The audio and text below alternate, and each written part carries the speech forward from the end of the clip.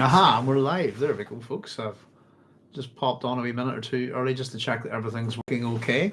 It was a bit of a close call to make it for tonight, I have to say. Only got the notes done about half an hour ago, but it is much easier to get it done on a Monday or Tuesday, I suppose. Wasn't too well, excuse me, this morning, but I think I'm feeling okay.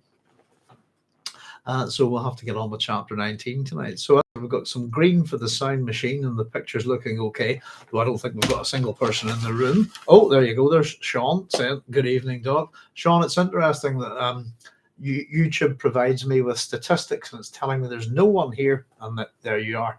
So much for what they mean. Good evening, Doc, says Sean. Hi, Sean. Thanks very much for joining us. There's 10 o'clock, Sean, so I'll say hello to everybody.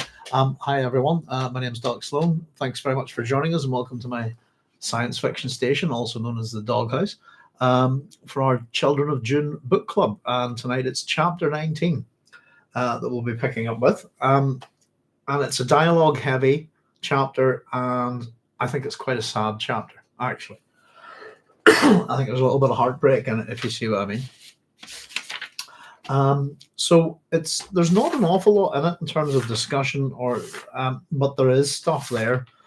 And in particular, I think we'll have a wee quick look tonight at the conventions of warfare within the Dune universe is in here. And we get a little bit more about, I suppose, the Bene Gesserit's ability to make themselves younger. I think we basically get Alia. This is Alia and Duncan having a powwow about whether to kidnap Jessica or not. This chapter is basically the end of their relationship, the end of their marriage, I think. Where they're going to part ways,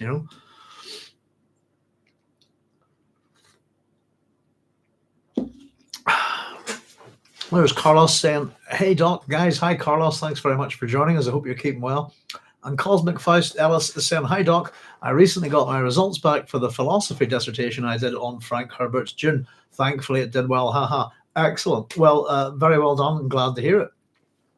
If that's the finished product, I'd love a copy if you wouldn't mind. Cosmic Faust, I'd love to read it. And as always, we'll say to anybody who does this stuff, I'm sure everybody does their own thing. If you need a home for it, let me know. But it's interesting, that sort of thing. As much as I like to think this is a home for anything Dune or science fiction, even my little YouTube's not good for certain things. In fact, it's rubbish for certain things, mainly being documents. Excuse me. So as much as I wanted the PhD up and stuff like that, I have it up in video form, I kind of needed to go to the guys from Jack Urutu to find a home for my PhD documents so anybody can get at it. I could. Do you have an email where I could exchange it? Yeah, my email's on the station there. It's sciencefictionstation@gmail.com. We've been talking about to hit my all my mail. Let me see. I'll quickly read it out for anyone. Station@gmail.com. There we go. It's on the main card on the channel actually as well. But yeah, I could do it. Do you have an email? Yeah, fire away. Cosmic, that would be great if you want to have a night, but I'd love to have a wee read at it. That's great, thank you. Oh, there's Cynthia saying, hi, Doc. Hi, all. Hi, Cynthia. Thanks very much for joining us, as always. I don't know. Housekeeping in general this week, there's not too much. My throat's always going on me, as always, just starting this program. I'll never understand why. Pardon me. What was the thing? I'm just having a look at Dune Prophecy at the minute. I'm up to episode 3. I was having a little bit look around some of the Dune channels and stuff. Some of them I'm more impressed with than others, shall we say. I'll not really go into the ones that I'm not too impressed by. But I was having a wee sort of just a jokey sort of little natter just through the comments on Secrets of Dune. I think is it Rami that runs that channel?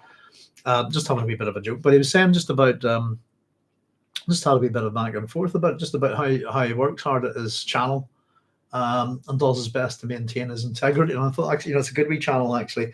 And I just sort of mentioned to him that I think he's maintained his integrity.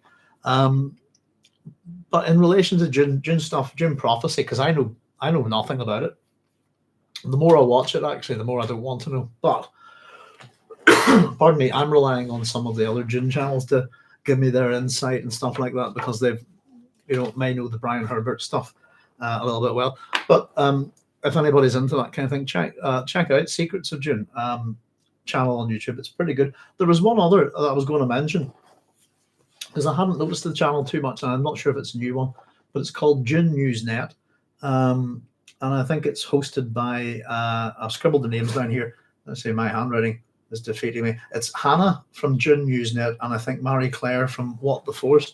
I was just going to say, just in relation to those two channels, in relation to the Dune discourse, generally the channels that sort of come about every week, almost that kind of stuff. Not really myself, because we're in the book club, but those two channels' discourse is of a higher quality, I think. Than I was quite impressed by Dune Newsnet. Just that the two hosts, Hannah and Marie Claire, seem to have a very good core of knowledge. And can express it properly, if you see what I mean. So it's just in terms of anybody who's a bit like myself, a bit out of the loop with the Dune prophecy thing. Secrets of Dune, that channel, and Dune Newsnet, I think their coverage is pretty good, but it's pretty intelligent. So there we go. And Cosmic else, sweet, appreciate it. Not a problem. Call it's up to yourself. If you'd like to share it, your work is your own, but I'd happily put it together and put it up on the channel for you if you like. I could, as a narration, you could do. We'll have a wee natter about it, Cosmic, if you want to have a wee chat, sure. But it's something that I do sort of say to anybody who's got any kind of Dune academic work. If you want it to disappear down an academic rabbit hole, then fair enough. If you actually want people to see it, YouTube's your place, pretty much.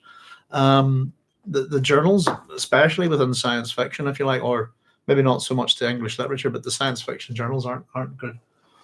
And they're hard to get, and so the chances are, if you publish in that, no one will ever see your work. And I pretty much know that's a fact. You publish on here, it's a completely different matter.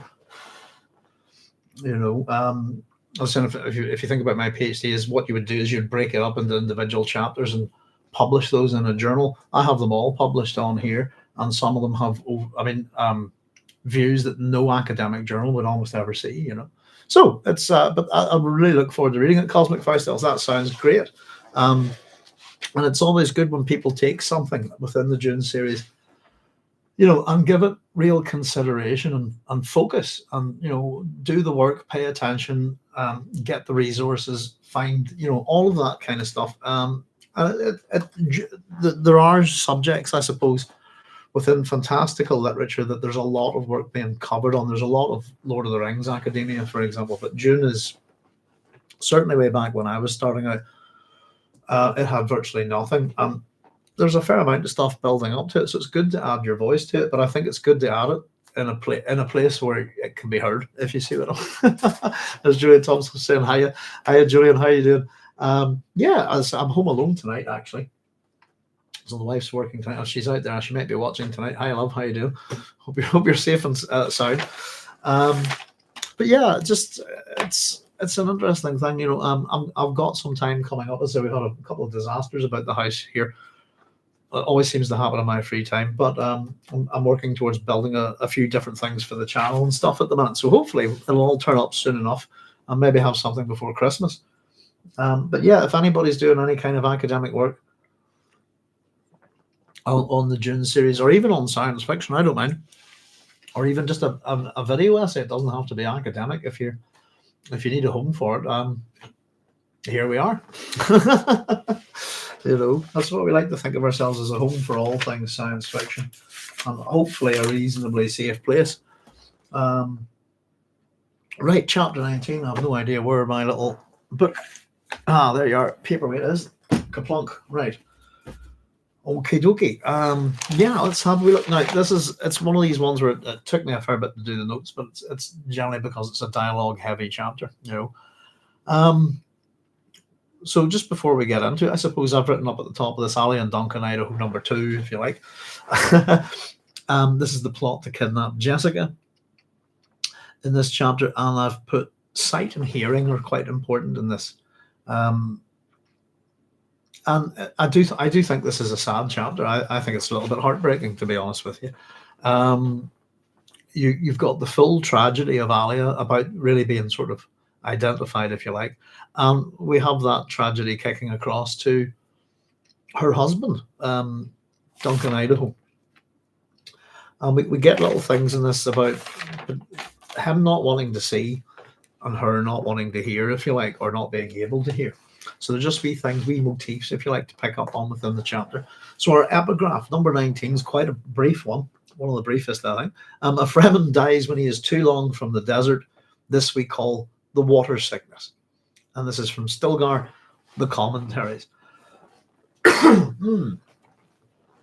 been trying to figure out the point of this one, and I think it's more of a suggestion. Usually the epigraphs have got something to do with the chapter. Being too long from the desert. We have the idea that Alia wants to restrict Leto's ability to move into the desert. And restriction of movement is a thing that's running within these chapters at the moment. But I think it's possibly more about her, to be honest, because Alia is a Fremen.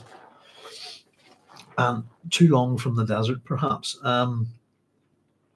It's an interesting little thing, sickness, if you like, and we're going to have a wee look at, I suppose, aspects of Alia's mind within this chapter. So here we go. First off, this is her talking. So it is difficult for me asking you to do this, Alia said, but I must ensure that there's an empire for Paul's children to inherit. There's no other reason for the regency. Pardon me. That in itself is true. Sorry, pardon me. Bourbon White. There is no other reason for regency except to maintain that power until the time it's to be handed over to the person it's supposed to be, it's supposed to have that power, if you like. We get the sense is it that the two twins are 9 years old in this book, and if that's the case, depending on, I suppose, how the culture of the Imperium looks at age, if it was like, say, maybe our culture, then or certainly my own, maybe Leto might not come into his power until he's 18, might be 16, might be 14, some different places, you know. So there's still certainly time for her to be, the regency won't be ending. And of course we know that Leto is has the, you know, the mind of a, you know, he's not got the mind of a child at all. So we got, so there's some really interesting things I think actually in this chapter. I was saying there wasn't too much in it. It was dialogue heavy. Maybe you just shouldn't listen to me sometimes.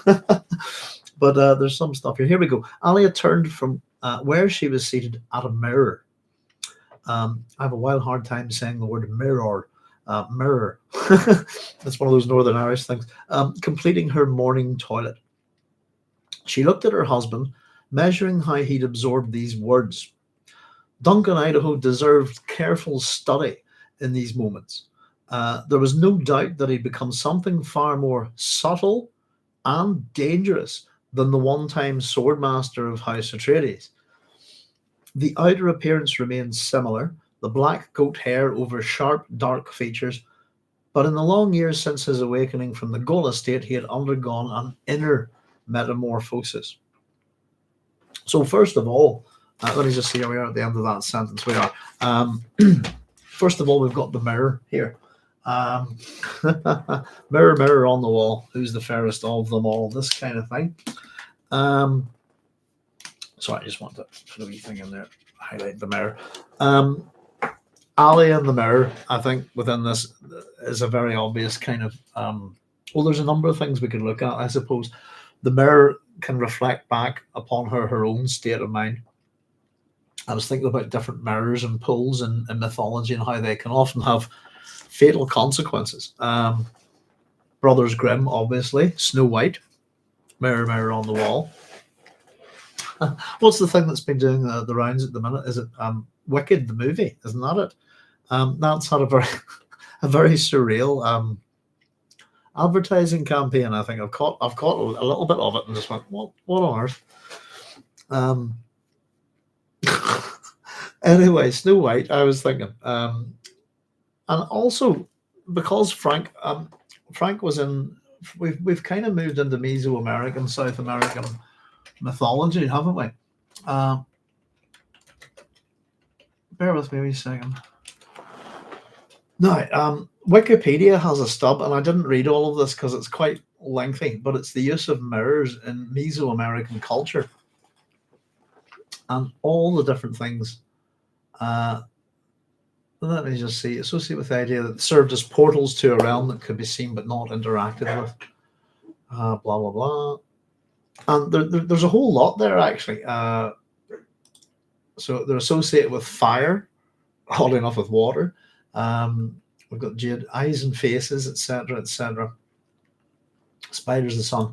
And it has a stub on mirrors in the Maya region. History of Mesoamerican mirrors, etc. It's all sorts. It's a really interesting.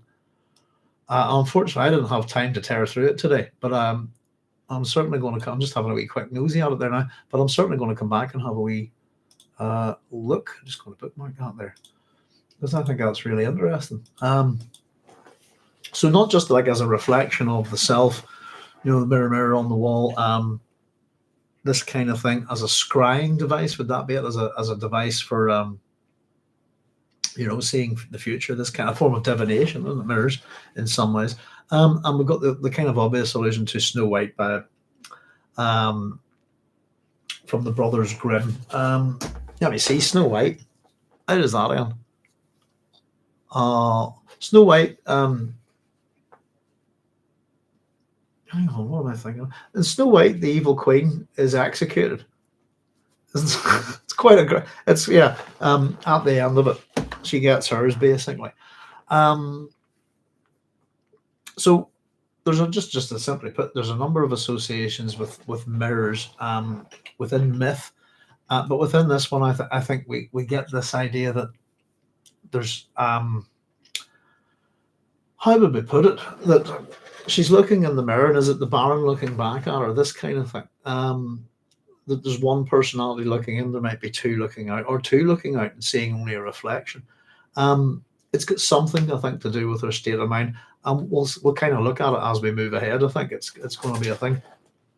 The one I was talking about the other week actually was the Lady of Shalott and the curse with the mirror. The mirror in the Lady of Shalott is how she. So if you think that she sits and does her weaving and stuff, the window is behind her, and the mirror is here. It's how she sees into the world. The mirror, and it's her action of wishing to turn and look on Sir Lancelot with her own eyes that the mirror cracked, and that's her doom. If you like, it's part of her curse, if you like. So here we go. Just some things about mirrors. But Duncan, as much as he looks a little bit different, we've got the goal of eyes, obviously. Tarek says he has undergone an inner metamorphosis. He has changed. And what we're going to get here is a kind of recap of Duncan Idaho. She wondered now, as she had wondered many times, what the goal of rebirth after death might have hidden in the secret loneliness of him. And I've written next that's cracking writing. Really good. And the loneliness of him, I think, is really going to come out in this chapter. Before the Tylaxu had worked their subtle science on him, Duncan's reactions had borne clear labels for the Atreides: loyalty, fanatic adherence to the moral code of his mercenary forebears, swift to anger and swift to recover. So three aspects of his character. Pardon me. And this is before the Tylaxu had worked on. He's loyal, fanatic adherence to the moral code of his mercenary forebears. Now that's the School of Ginaz, isn't it? The strong suggestion the sword masters is it right from that there that they're mercenaries, swords for hire. Swift to anger, swift to recover. He had been implacable in his resolve for revenge against House Harkonnen, and he had died saving Paul. But the Tylaxu had brought his body from the Sardaukar. Now, first of all, I'll read on just a wee second. I think this is a mistake. But the Talaxi had brought, that's the word that I think is mistaken. I think it's bought his body from the Sardaukar, and in their regeneration vats they had grown a zombie Catrundo, the flesh of Duncan Idaho, but none of his conscious memories. I've got to scribble that. A couple of wee things here. I've got to scribble that down. Catrundo is a word I haven't been able to figure out yet. How do we nosy? Didn't get a lot of time to look, but it's bothered me that there's absolutely nothing on it. Sorry, I'm just looking for a pen here. There's thousands of pens in here. Why can't I find one? There we go. But I don't know if anybody's got that. Anything on Catrundo. I think I'm going to have to change the letters a little bit and see if we can find something. Often that works, believe it or not. I just want to, hang on, make a wee note for myself to. Alright, nothing's working here. Hang on. Find Catrundo. Was it? Catrundo.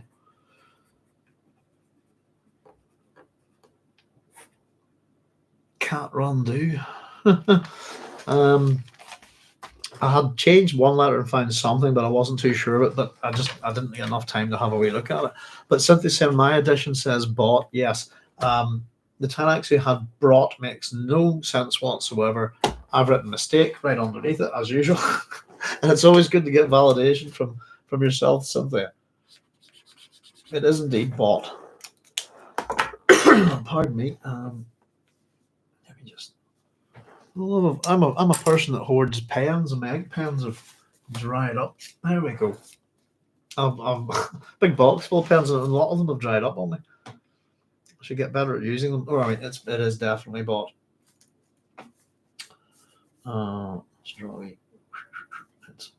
Thank you. And it makes much more sense, doesn't it? They've grown a zombie Catrundo. No, I've got nothing on Catrundo at the minute. But it's an interesting sounding word, isn't it? It's one that I don't want to give up on. Pardon me.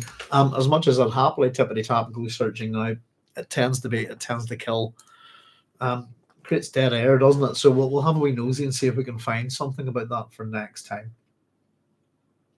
I think it's probably just another linguistic form of something like a zombie, I think. But the Talaxi had bought his body from the Sardaukar. Thank you. And in their regeneration vats, they had grown a zombie Catrundo, the flesh of Duncan Idaho, but none of his conscious memories. He'd been trained as a mentat and sent as a gift a human computer for Paul, a fine tool equipped with a hypnotic compulsion to slay his owner.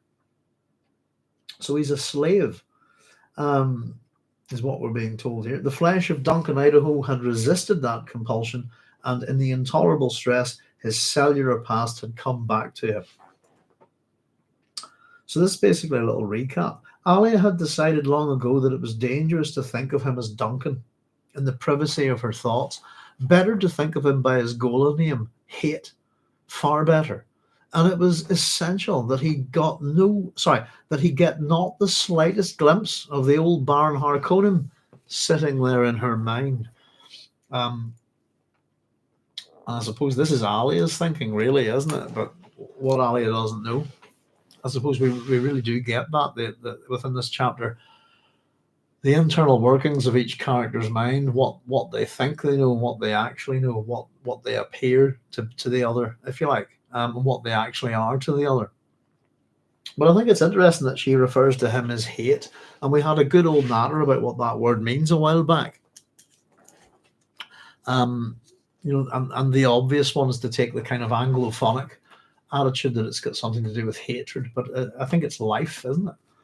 We have a few different meanings for it. I'm not going to go and grab the notebook out. Goodness, I was saying that we'd actually finished the first book on these. There we go.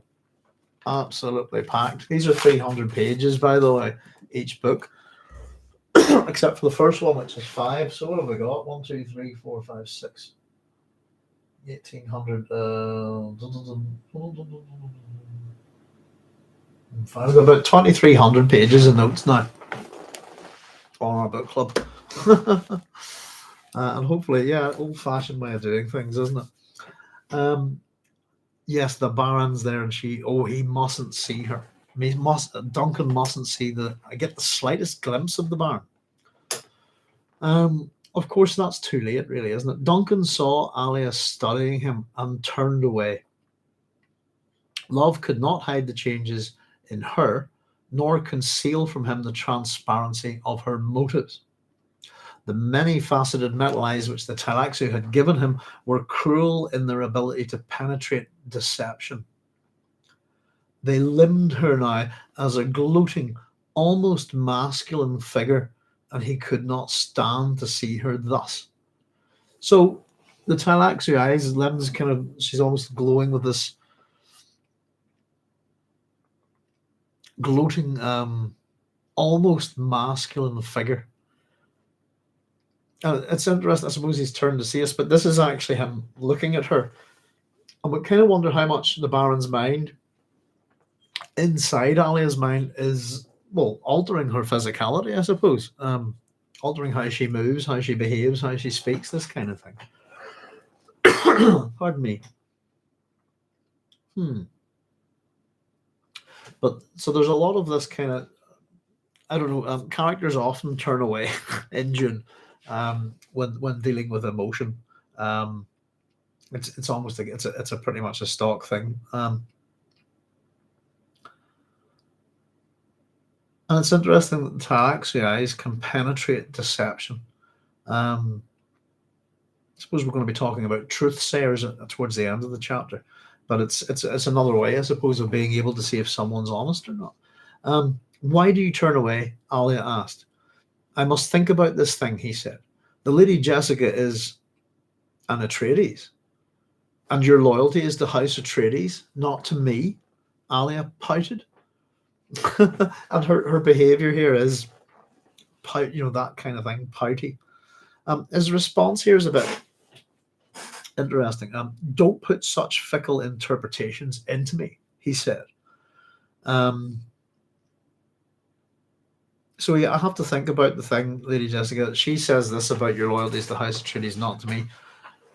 That's information going into a mentat, if you like. Don't put such rubbish and rubbish interpretations, fickle, changeable, easily, with whim. She's just said that to provoke him, I think.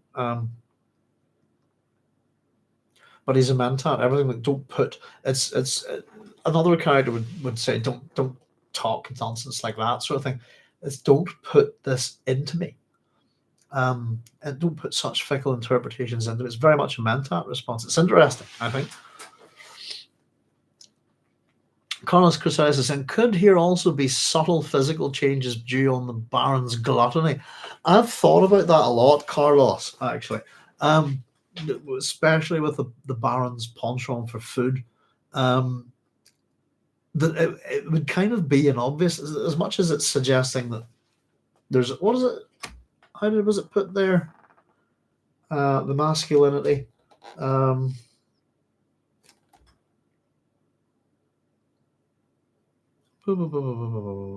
Gloating, almost masculine.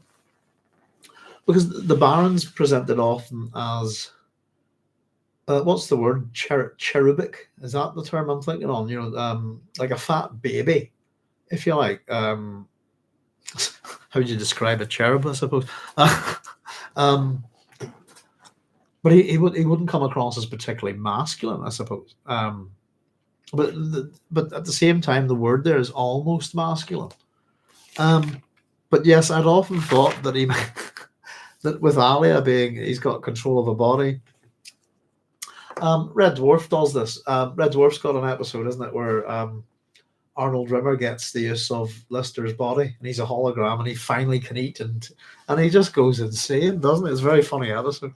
But yes, indeed, subtle physical changes. I think so. The thing that I was wondering about, Carlos, is why were they not more full on? Why did the Baron's love of food not just explode with Alia, and that she ends up becoming quite fat? I think not that she does in the book, but I think that would have been a kind of obvious thing. But at the same time, she can control her metabolism, can't she? Hmm. Ah, interesting question. But yeah, it's the Baron's personality coming out, I think. But certainly that description of the almost masculine, that's a husband looking at his wife and seeing physical changes, isn't it? Subtle ones, as you say. Hmm. So Alia pursed her lips. Had she moved too rapidly? There's a plan here. She knows what she's doing. At the top of this page, I've just sort of written religion plus commerce. But here we go. Duncan crossed to the chambered opening, which looked down on a corner of the temple plaza. He could see the pilgrims beginning to gather there, the Arrakis traders moving in to feed on the edges like a pack of predators upon a herd of beasts. He focused on a particular group of tribesmen, spice fibre baskets over their arms, Fremen mercenaries a pace behind them. Pardon me.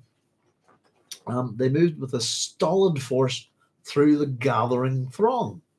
That's a great word, isn't it? Stolid.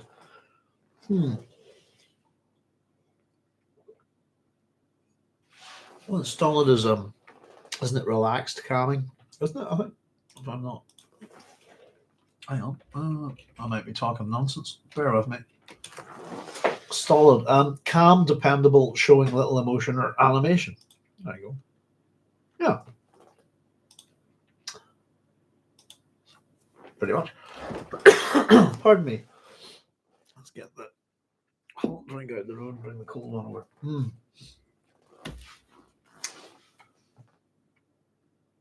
I like the detail here though, the spice fiber baskets over their arms, that kind of thing. We get a glimpse again of Fremen acting as mercenaries, basically. So here's what Duncan has to say. What are they selling in these baskets? He says they sell pieces of etched marble. He said, pointing. Did you know that? They set the pieces out in the desert to be etched by storm sands. Sometimes they find interesting patterns in the stone. They call it a new art form. Very popular, genuine storm-etched marble from Dune. I bought a piece of it last week. A golden tree with 5 tassels. Lovely, but very fragile. And Alia says, don't change the subject, Alia said. I haven't changed the subject. He said, it's beautiful, but it's not art. Humans create art by their own violence, by their own volition. He put his right hand on the windowsill. The twins detest this city, and I'm afraid I see their point. I fail to see the association, Alia said. The abduction of my mother is not a real abduction. She will be safe as your captive. I've written next that, of course, it's a real abduction. And then he says, the city was built by the blind, he said. Did you know that Leto and Stilgar went out from Siege Tamar into the desert last week? They were gone the whole night. So let's just stop there a wee second. There's a couple of things there. These pieces of marble that are being sold. And they're being sold as art. What they simply do is they take them out, drop them in the sand, leave them there, let the wind erosion, the sand erosion do its job, and it creates a nice little pattern. They bring it back and sell it. And it's called a new art form. Very popular. Now, Alia says you've changed the subject. He says I haven't. But here we go. I haven't changed the subject. It's beautiful, but it's not art. That's a really interesting statement. Humans create art by their own violence. That's another one, by their own volition. He put his right hand on the windowsill. The twins detest the city, and I'm afraid I see the point. I don't know what you think of this one. There's a couple of points. There's Chaya saying shalom all. Shalom Chaya, how are you doing? Good to see you. Thanks very much for joining us. We've had arguments like this before, haven't we? We've had it's beautiful, but it's not art. Art is one of those words that's ridiculously hard to define. Um, and we often talk about like technology, for example. I've got no problem defining technology, but there's a word within the definition. So technology is the study of arts and crafts, from the Greek techne and logos. Um, so arts and crafts, artisanal, if you like. But what is art? It can be anything made by man, but it can also not be made by man. We had a story in the news a while back. It was about was it a photograph taken by a chimpanzee or something like that. Um, and I think, oh, who owns the rights to the photo? Wasn't it something like that? Is it the chimpanzee or the man? And I'd honestly like to know the difference between a man pointing a machine and pushing a button at something, and a chimpanzee pointing a machine at something and pushing a button. Because to me, there's none. But we have a few comments here. It's new art form. It's not art, is what he says. That's a hard thing to say, but what is and what isn't art? Um, was it Oscar Wilde, as it said, all art is useless? I think.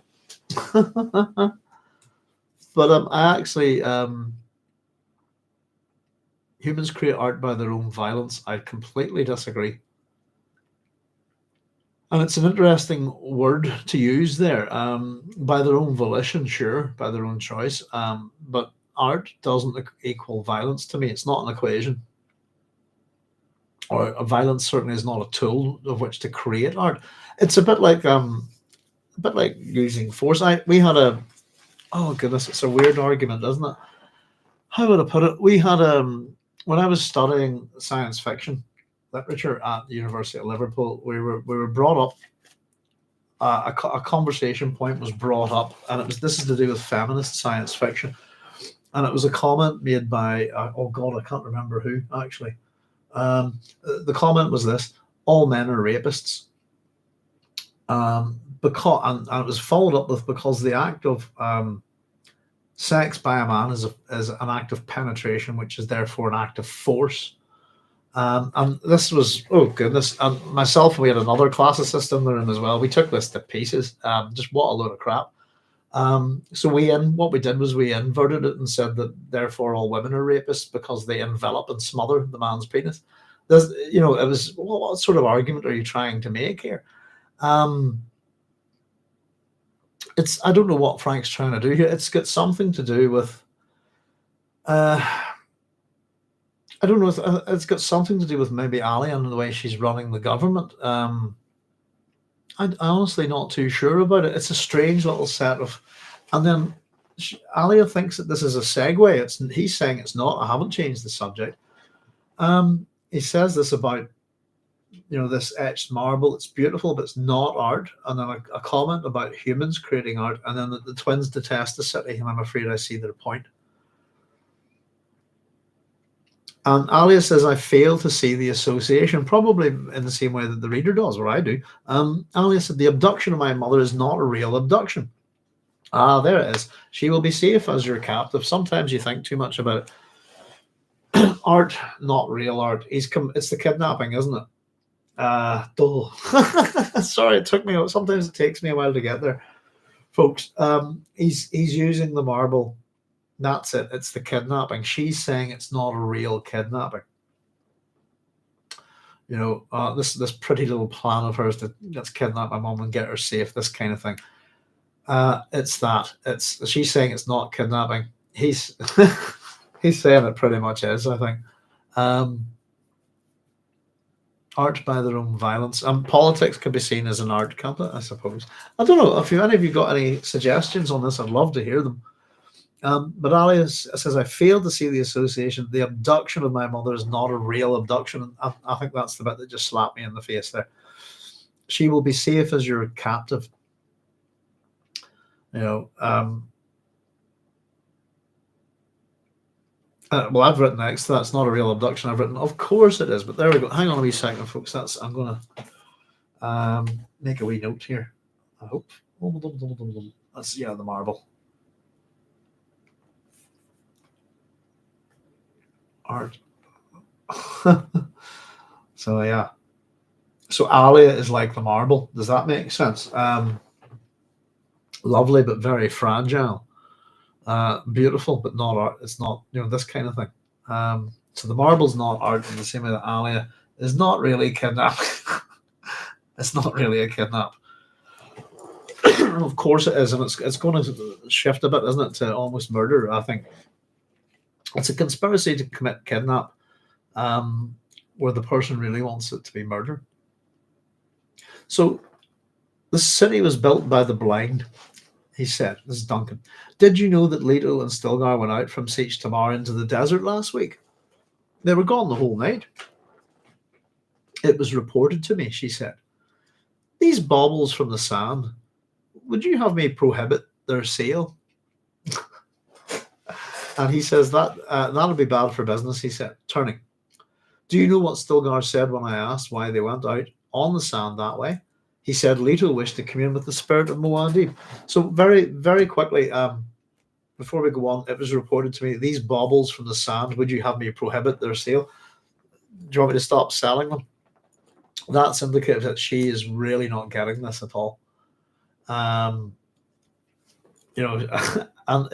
I think there's strong suggestions of how much religion is tied in with commerce and business in this chapter. Yes, but just not getting it. Pardon me. So, of course, that would be bad for business, religion, and ka-ching, He said, do you know where Stilgar said, when I asked why they went out in the sand that way, he said, Leto wished to commune with the spirit of Muad'Dib. Now, this elicits, I suppose, an interesting response from Alia. Most people think Muad'Dib is dead.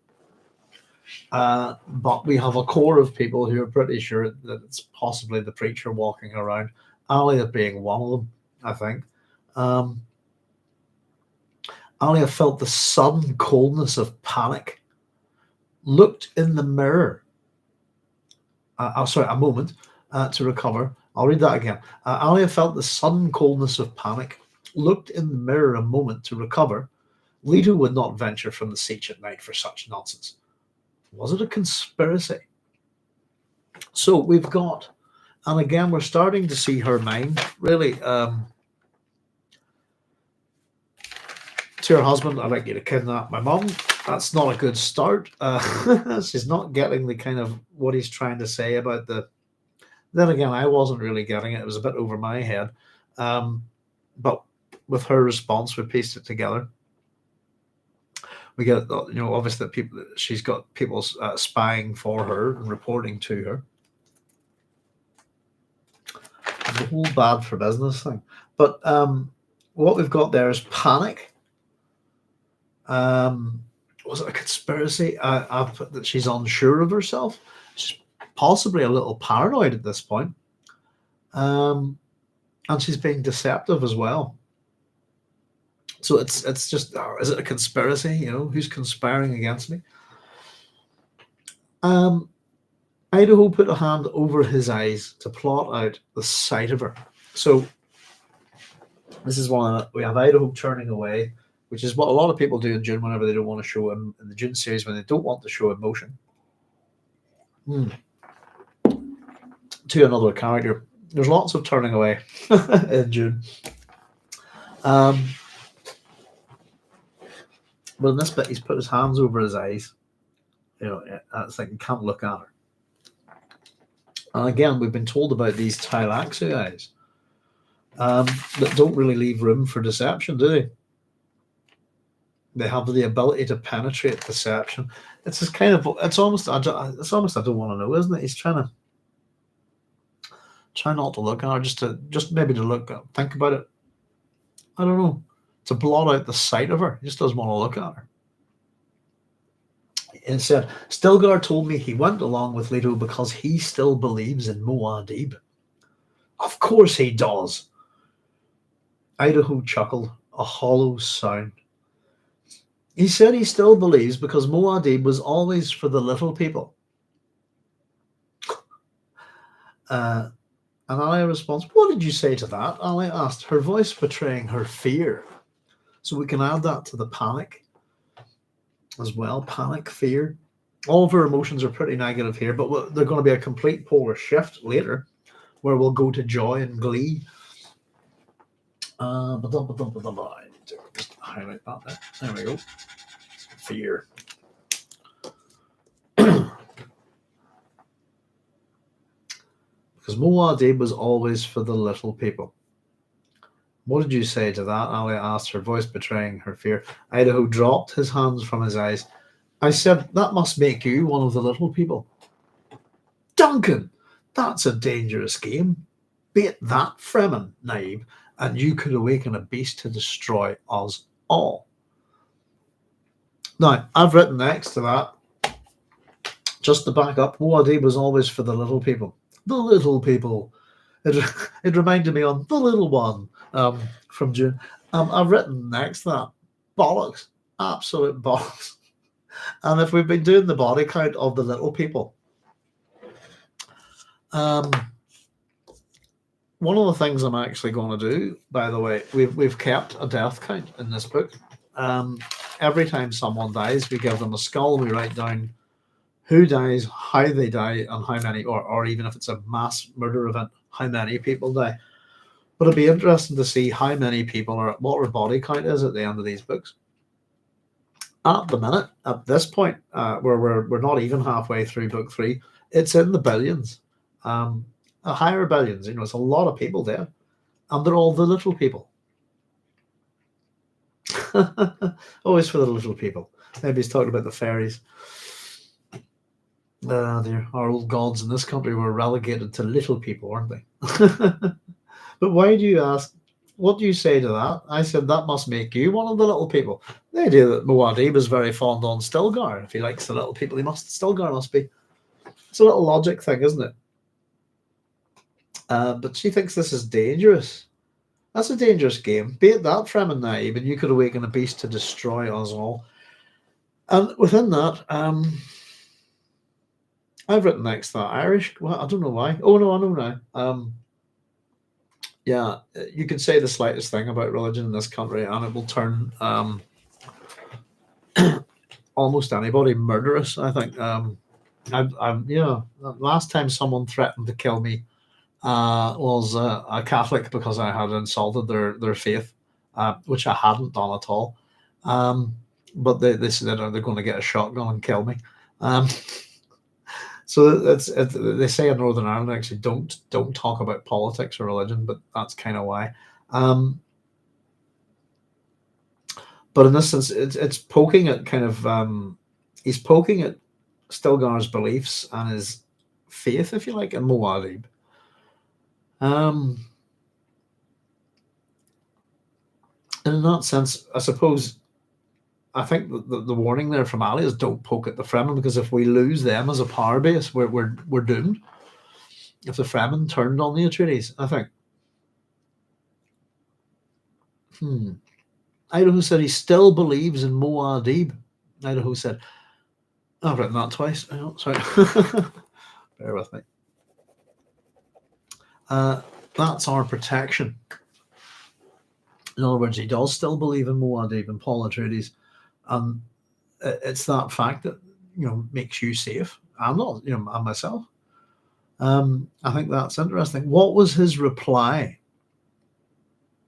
Oh, sorry. One more thing before we move on. It's a dangerous game. Be it that Fremen Naib, and you could awaken a beast to destroy us all. I've just written out, I think that's a little bit of foreshadowing as to what's going to happen later on. What was his reply? Alia asks. He said he knew his own mind. I see. And I've written next to that, no, she doesn't.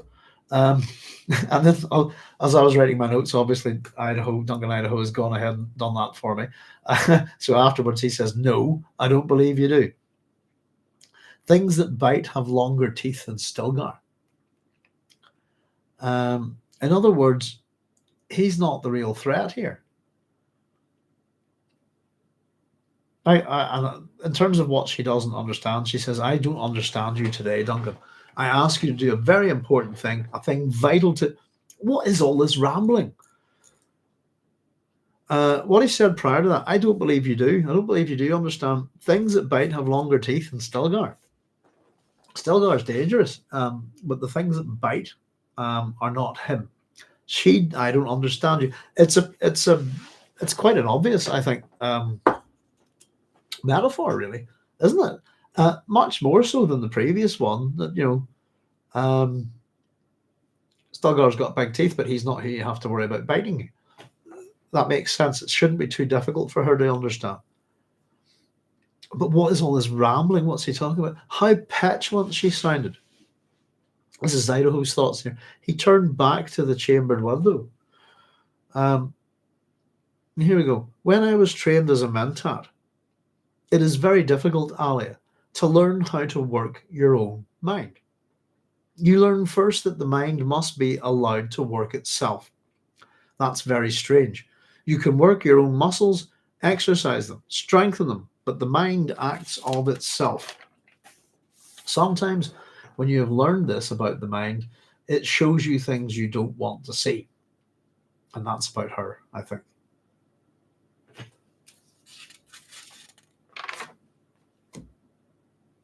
Yeah.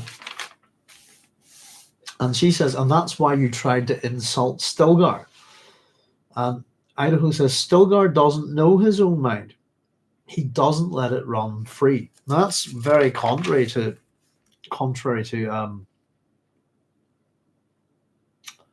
he said he knew his own mind. Idaho doesn't believe him.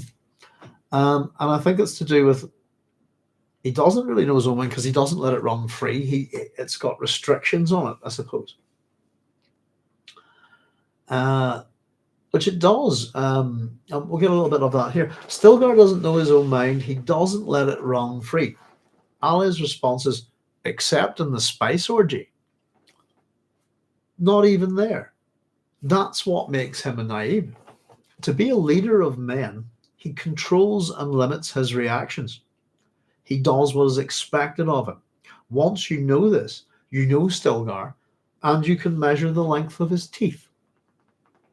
And I've written next to that she doesn't know him or the length of his teeth, really, even though she thinks she does. And I think that's a very well written little passage there. A little bit of dialogue from Idaho. But I think it's really well written. To be a leader of men, he controls and limits his reactions. He does what is expected of him. Once you know this, you know Stilgar, and you can measure the length of his teeth. Very good. That's the Fremen way, she said. Well, Duncan, will you do it or not? Sorry, will you do it or won't you? That was me putting my own words in there. She must be taken and it must be made to look like the work of House Corrino. Now, so are you going to do it or not? I want my mum kidnapped. And there's more to it now. We're going to make it look like House Corrino is doing this. He remains silent, weighing her tone and arguments in his mentat way. This abduction plan spoke of coldness and a cruelty whose dimensions, thus revealed, shocked him. Risk her own mother's life for the reasons thus far produced. Alia was lying. Perhaps the whisperings about Alia and Javid were true. This thought produced an icy hardness in his stomach. So, not only, I suppose, are we going to get that, in a sense, quite a sad chapter, there's another element to it as well. Whisperings, rumours that Alia is having an affair, possibly with Javid. That's just another straw on the camel's back, really, isn't it, for Idaho here? You do feel sorry for him. Alia is a liar and also probably an adulterer here. This is his wife. And it seems that there's a fat Harkonnen parked inside his wife's mind as well. It's interesting the way he's losing her and mentally and physically in some ways. You're the only one I can trust for this, Alia said. I know that. She took this as an acceptance, smiled at herself in the mirror. There you go. Mirror, mirror on the wall, who's the fairest of them all? It's the Baron. The mirror is quite important, I think, in relation to this. There we go. Let me get some fruits, folks, and I'll catch up with your comments.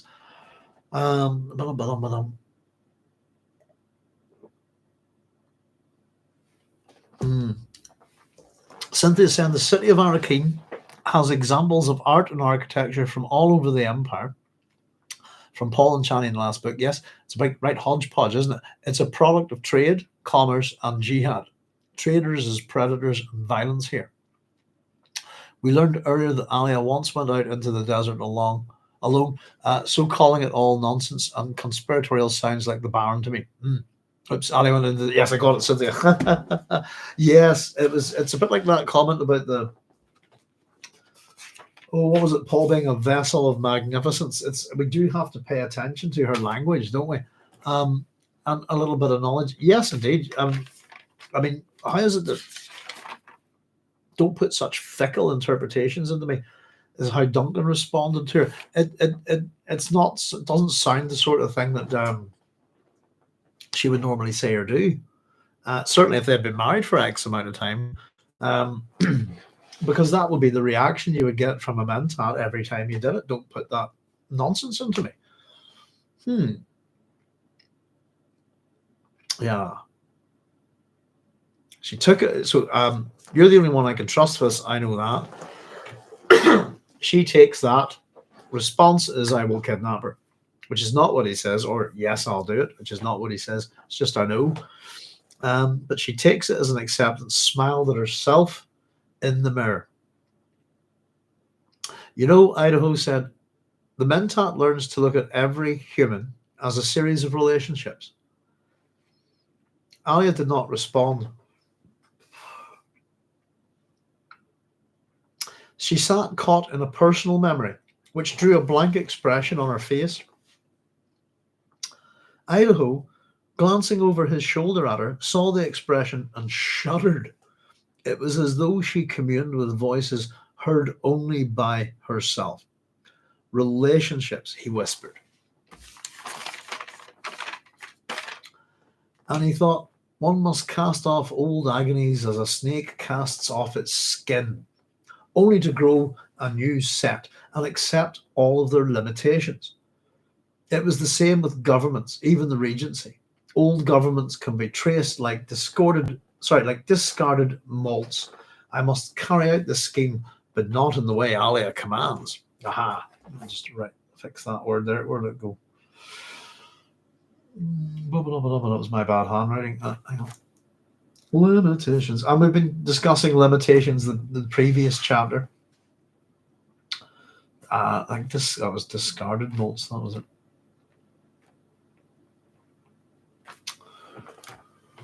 Now, coming back a wee bit, let's see. Relationships.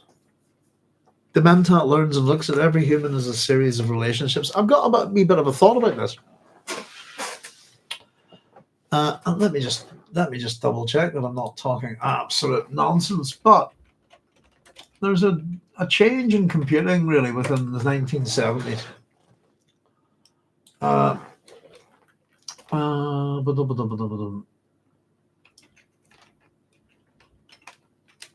Let me see.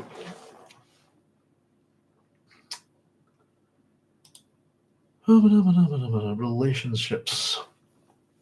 No, that's not it. Object-oriented programming. That's what I'm looking for. When does that turn up? Late 50s, early 60s. And we head into what's called the software crisis in the 70s, I suppose. Relationships. I'm an object-oriented programmer. Relational databases, all of these kind of things. Relationships is a big thing that comes into computing. And Frank had some interest in stuff. As much as we're talking about real relationships here, we're also looking at a mentat. And I think it might have been, I was just wondering about it. Had it got anything to do with computing and the shift out of the software crisis in the 70s and stuff, the development of relational programming and object-oriented program, working with relationships, that kind of thing, databases and so on. as opposed to kind of the old flat file databases and stuff like that. So relationships is a big thing in computing. Is all I wanted to sort of say. It's fundamental nowadays. But it was just that the Mentat learns to look at every human as a series of relationships. I don't think we've heard anything like that before. Um, and to me, just in terms of programming and stuff like that, object-oriented languages, object-oriented modeling, all blah blah blah. It's all to do with relationships. Pardon me. Yeah. Bear with me a second, folks. Sorry.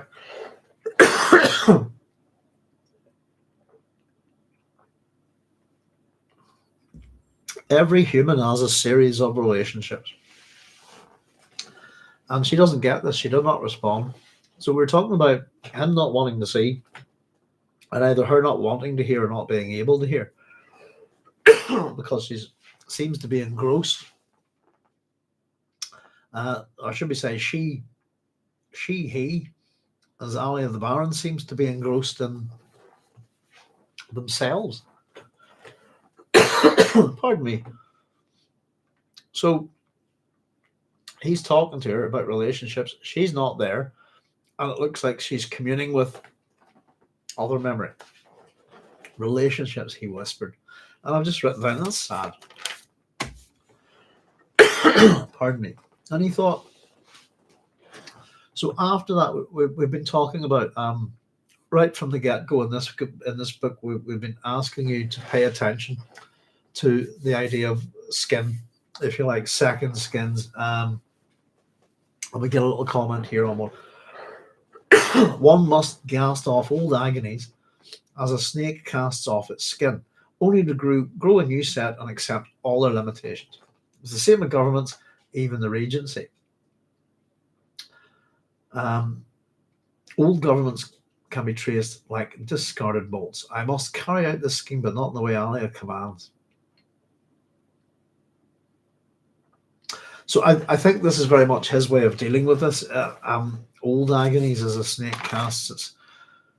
He's hurt here, isn't he? He's quite hurting. He's shuddering. He's almost repulsed. He's got to kind of put this aside and grow a new skin, almost, if you like. And at the same time, that's a thing that kind of applies to governments and also applies to Alia and the Regency.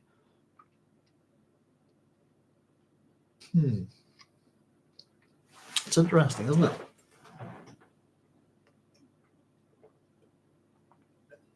So he's going to kidnap Jessica, but not do it in the way that Alia commands. Presently, Alia shook her shoulders and said, Leto should not be going out like that in these times. I will reprimand him. Not even with Stilgar, not even with him. So that's the idea of it. He shouldn't be going out like that. Restrict his movement, basically. Which is what Leto was discussing in the previous chapter. She arose from the mirror, crossed to where Idaho stood beside the window and put a hand on his arm. He repressed a shiver, reduced this reaction to a mental computation. Something in her revolted him. Something in her.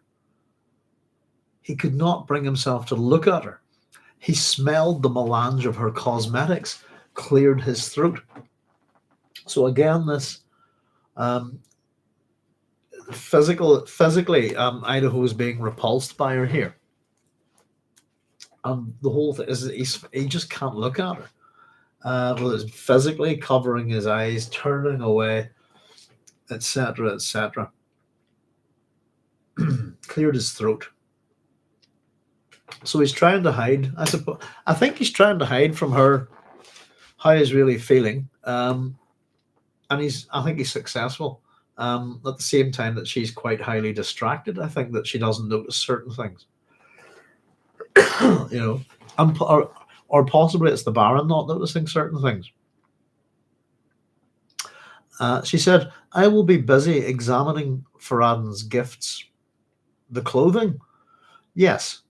Nothing he does is what it seems, and we must remember that as Bashar Tychonik is an adept of Chaumerkery, Chalmis, and all the other subtleties of royal assassination.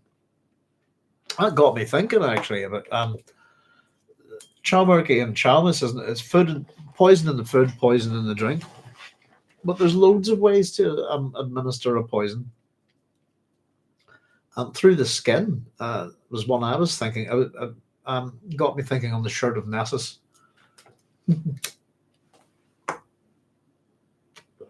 For anybody who's played the first edition of Dungeons and Dragons, you'll find the shirt of Nessus in there in the Dungeon Master's Guide in the treasure section. I think Nessus is the centaur. Let's see if we can.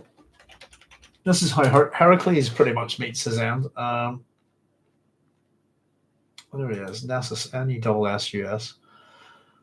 Famous centaur who's killed by Heracles and whose poisoned blood in turn killed Heracles. He was the son of Centaurus, fought in the battle with the Lapiths and became a ferryman on the river Eunos. So it's just that, just our own Greek mythology thing, is known for his famous role in the story of the tunic of Nessus, or the shirt of Nessus. After carrying Deianira, the wife of Heracles, across the river, he attempted to have intercourse with her. Heracles saw this from across the river and shot a hydra-poisoned arrow into Nessus's breast as he lay dying as a final act of malice.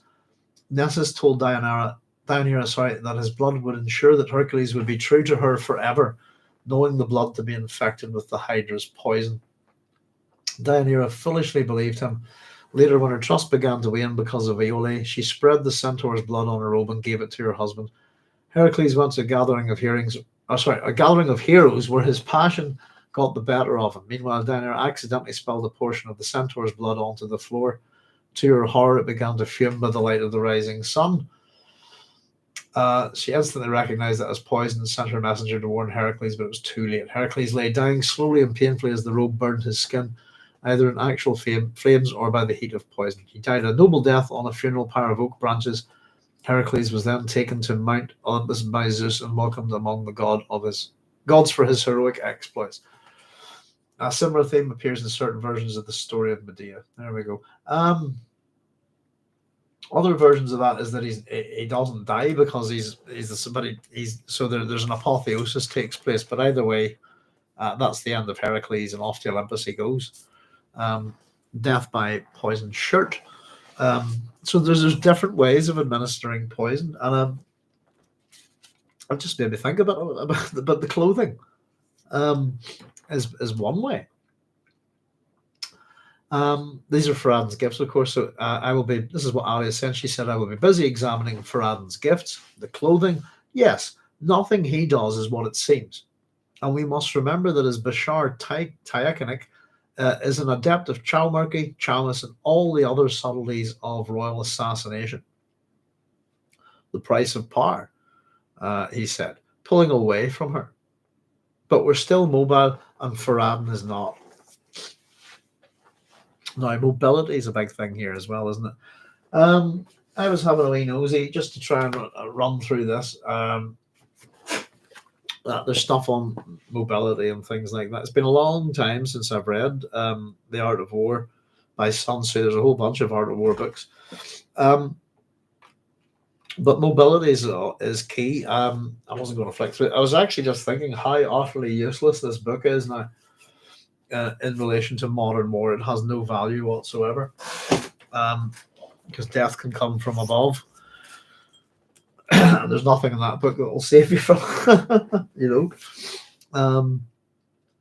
it's a book of its time, isn't it? Really, but it's no longer valid. I think most of those books aren't. Where did we get to? So the price of power, said, pulling away from it, but we're still mobile, and Farad is not. I suppose within warfare, the idea deception is the basis of all warfare. But if your enemy cannot move, immobility is a real problem. If you have an army that can move versus one that can't, you're the one that can move is probably going to win. The way to deal with immobility is again an old-fashioned thing, a siege. is pretty much where the ability to defend for long periods of time, but ultimately you can't move. I suppose it's a problem, isn't it? But there's a lot of that here, talking about mobility, and it's a in relation to this, I suppose it's a discussion that I think comes from the art of war. But I haven't had time to read through. It doesn't take you long to read Sun Tzu's Art of War. That such a strange book, by the way. These days, I've got this beautiful. I just got this in Bargain Books, and it has a. Let me show you. I don't think it was a tenner or something, but it actually has 24.99 written on the back. That's the box it comes in. I love books that come in boxes, but it's got some beautiful illustrations in it. But it's a very, very small book. You could probably read the whole lot of it in probably about an hour. But what I think is quite interesting is the world of business. Use of spies, preparation. Where are we? It has this book rather funnily has a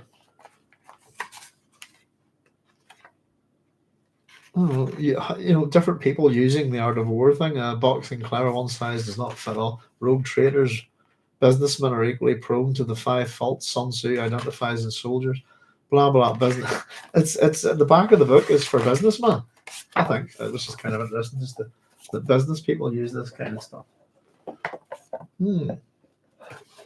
Well, there you go. Pardon me.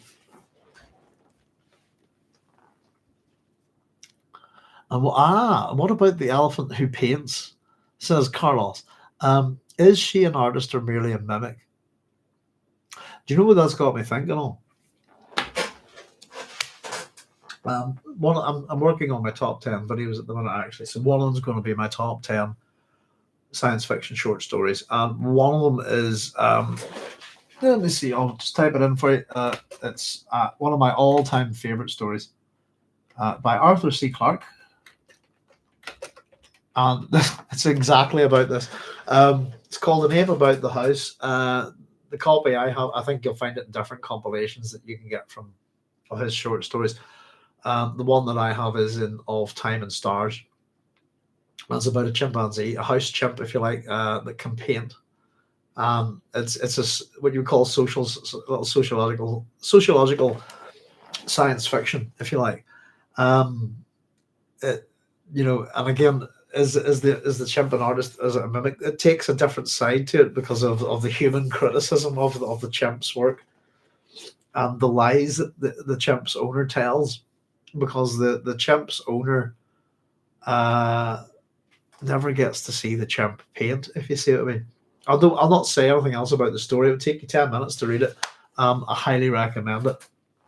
It's that kind of thing. But yes, the elephant who paints. But animals can make art, I think. I don't think it's a thing limited to humans.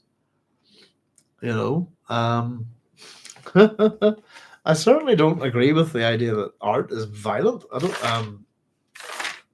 know what the heck Frank's on about that one. Of your own volition, sure. Humans create art by their own violence.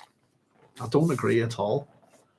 That's almost like a woke translation, a woke idea of what the word violence means. When people go, "Your words are violent against me," this kind of thing. No idea what violence is. Oh dear. Dear oh dear.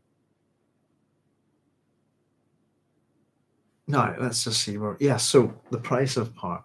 Alia, we're told right. Here we are. She studied his chiseled profile. Sometimes the working of his mind were difficult to fathom. Was he thinking only that freedom of action gave life to military power? Well, life on Arrakis had been too secure for too long. Senses one whetted by omnipresent changes could degenerate when not used. Life on Arrakis had been too secure for too long. Too safe. Is that the reference, I'm wondering, that the epigraph is referring to? A Fremen dies when he is too long from the desert. This is what's called the water sickness. Life on Arrakis had been too secure. Freedom of action, etc. Has Alia been away from the desert for far too long? Senses once whetted by omnipresent dangers could degenerate when not used. And it seems that they have. for Alia, or at the same time that might be simply a product of the Baron's abomination. But she's not hearing him and she's not getting him in this chapter at all, and she seems a little bit lost in herself. Yes, she said, we still have the Fremen. It's a power base. Mobility, he repeated. We cannot degenerate into infantry. That'd be foolish. His tone annoyed her, and she said, Farad'n will use any means to destroy us. And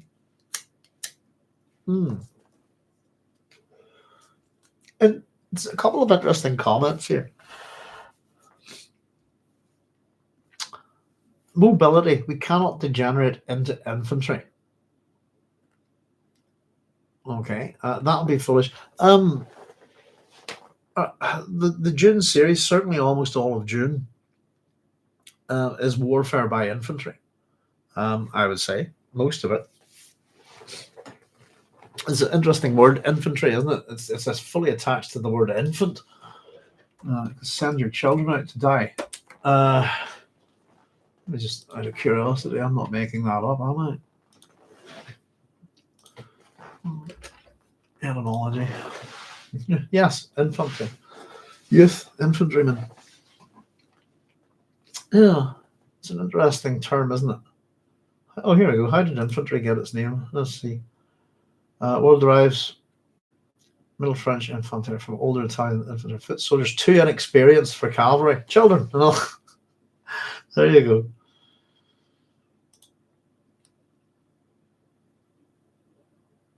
Individual's soldier term infantryman was not coined until 1837. There you go.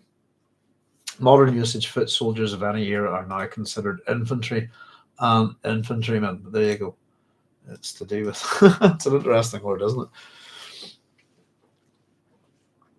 it? Christopher Crowley said, Duncan's dislike of sand art is similar to my dislike of works created by generative AI. Yes, indeed. It's, I suppose with the warnings of Dune, we're here, aren't we? I've mucked about with it a little bit just for a couple of things for the station, just to see what I could get it to do. Continually trying to get just to try and do like a logo for the station or something like that. Can't actually take text to image and create a logo. It gets all the words wrong. But I'll stick it up on the channel. Actually, Christopher, I put up an old photo of me and asked to do a couple of things just again for the station, and it seemed to decide that I wanted to be female as well as male. So I've got a couple of strange pictures. I'll stick them up on the station for a giggle.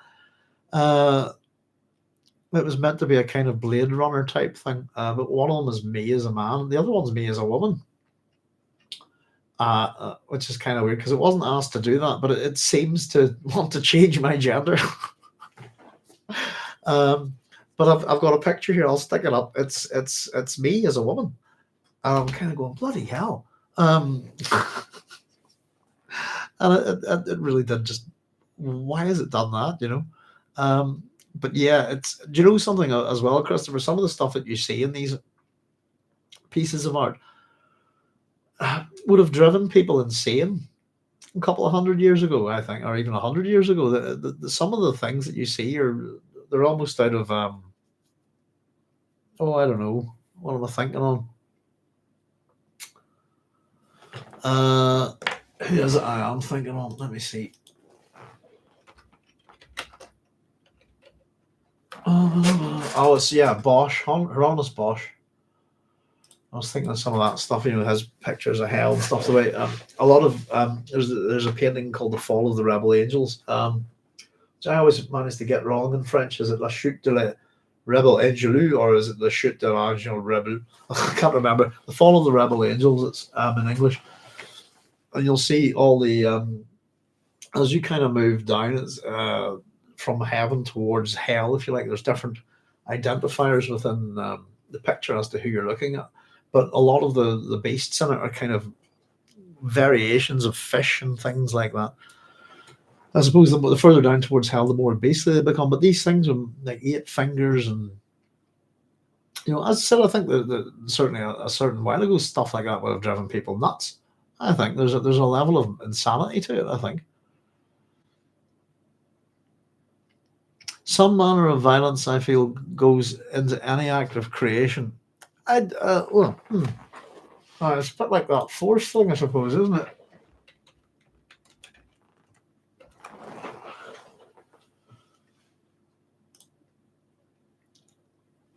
Violence is, according to the definition, is behavior involving physical force intended to hurt, damage, or kill something, someone, or something.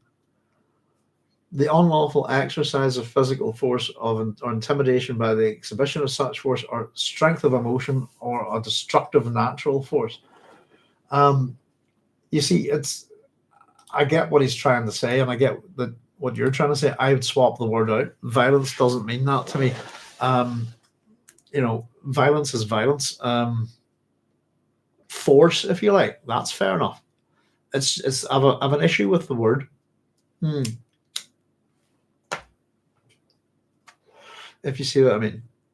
But yeah, even me writing my notes, I have to use pressure and force to, write my notes.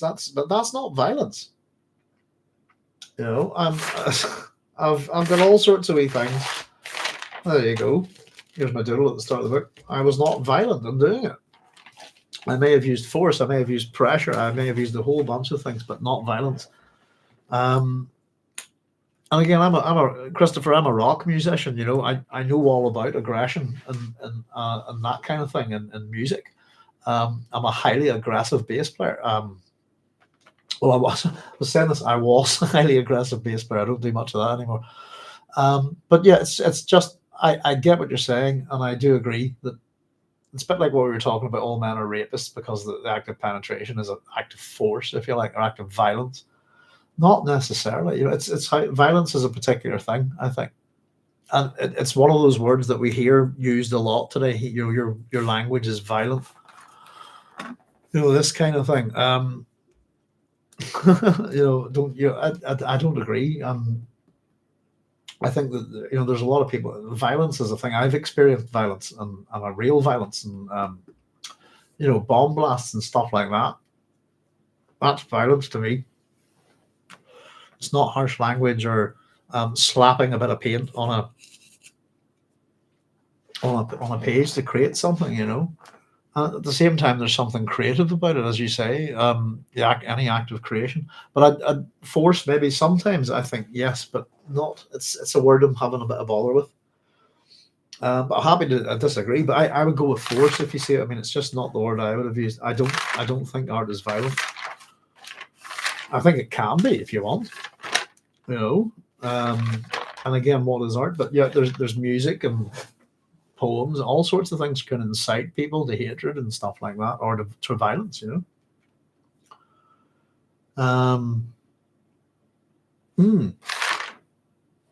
hang on a second. Sorry, I've been flicking here. I've lost my place. I'll get back.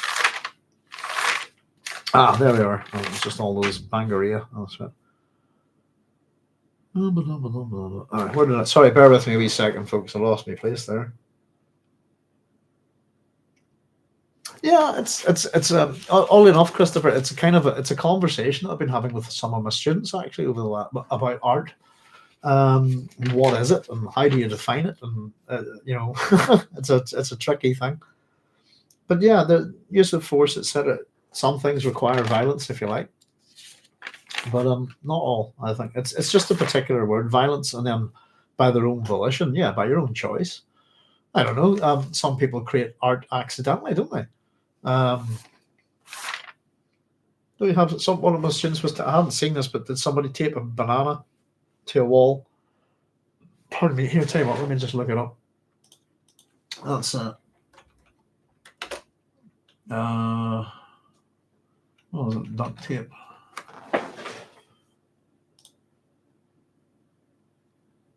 There you go.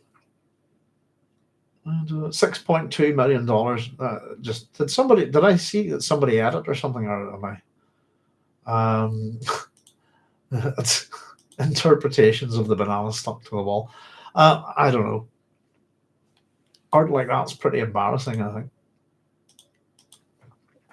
But who's to say it's not art? You know, if you go by Oscar Wilde's definition, that banana stuck to a wall is pretty useless, isn't it?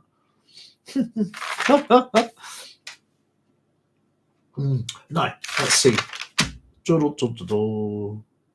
Mobility, infantry. Right,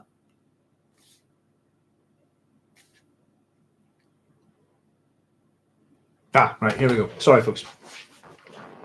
So Idaho, mobility, he repeated. We cannot degenerate into infantry. That would be foolish. The bit that I was going to say is that I thought that most of the... let me just make a wee mark there. In relation to the infantry comment, if you think about space warfare properly, infantry are kind of almost redundant, certainly at a planetary level. Though you would always have use for a foot soldier, if that makes sense. But in interstellar, this kind of warfare, infantry would be very useless if you're looking to wipe out planets and things like that. So his tone annoyed her, and she said, Farad'n will use any means to destroy us. That's it, he said. That's a form of initiative, a mobility which we didn't have in the old days. We always paid our way and let the enemy be the pillagers. That restriction no longer holds, of course. We're equally mobile, House Atreides and House Corrino. So he views them as being equally mobile. But it's something that Idaho views that the Atreides did not have in the old days. We always paid our way and let the enemy be the pillagers. Again, I'm wondering, is that a kind of a certain view of the House Atreides? Because there's certainly actions in Dune that would contradict that. Actions by Leto the First, I think, against the Harkonnens. He launches raids, doesn't he? As far as I can remember. So the idea that the Atreides are, it's a part of their own myth, I think. We always paid our way and let the enemy be the pillagers. The restriction no longer holds, of course. At the same time, I've been thinking what the Atreides have been up to over the last 2 decades here. We abduct my mother to save her from harm as much as from any other reason, Alia said. We still live by the code. And I've written, what code? So we're going to kidnap my mom to save her from harm. That's as good a reason as any other. Is basically that as much as for any other reason. So we're not told what the other reasons are. But it's like she's using that as an excuse. But we'll kidnap her for her own safety. We still live by the code. What code they're talking about, I'm not sure. And is it an Atreides sense of honor, this kind of thing? We're told he looked down at her. He knew the dangers of inciting a mentat. Sorry, she knew the dangers of inciting a mentat to compute. Didn't she realize what he had computed? Yet he still loved her. He brushed a hand across his eyes. How youthful she looked. The Lady Jessica was correct. Alia gave the appearance of not having aged a day in their years together. She still possessed the soft features of her Bene Gesserit mother, but her eyes were Atreides. Now, that's a little thing in there. The soft features, excuse me. Sorry, let me get a wee drink, folks.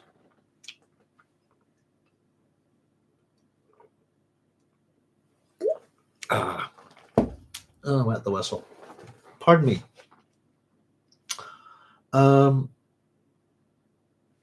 Where were we? Yeah, that's just the soft features of her Bene Gesserit mother. That's Mohiam we're talking about. But her eyes were Atreides. Oh, sorry, it's not Mohiam. I'm away with it. Sorry. I just lost the plot there. That's Jessica. Pardon me, folks. Getting confused there for a wee second. She still possessed the soft features of her Bene Gesserit mother, that's Jessica, but her eyes were Atreides, measuring, demanding, hawk-like. And now something possessed of cruel calculation lurked behind those eyes. Pardon me.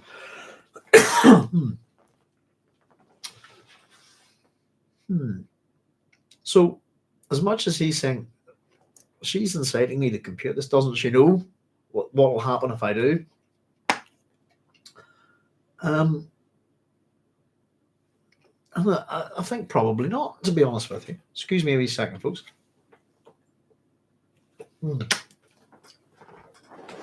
Oh, let's see, honey helps the throat a bit. Pardon me.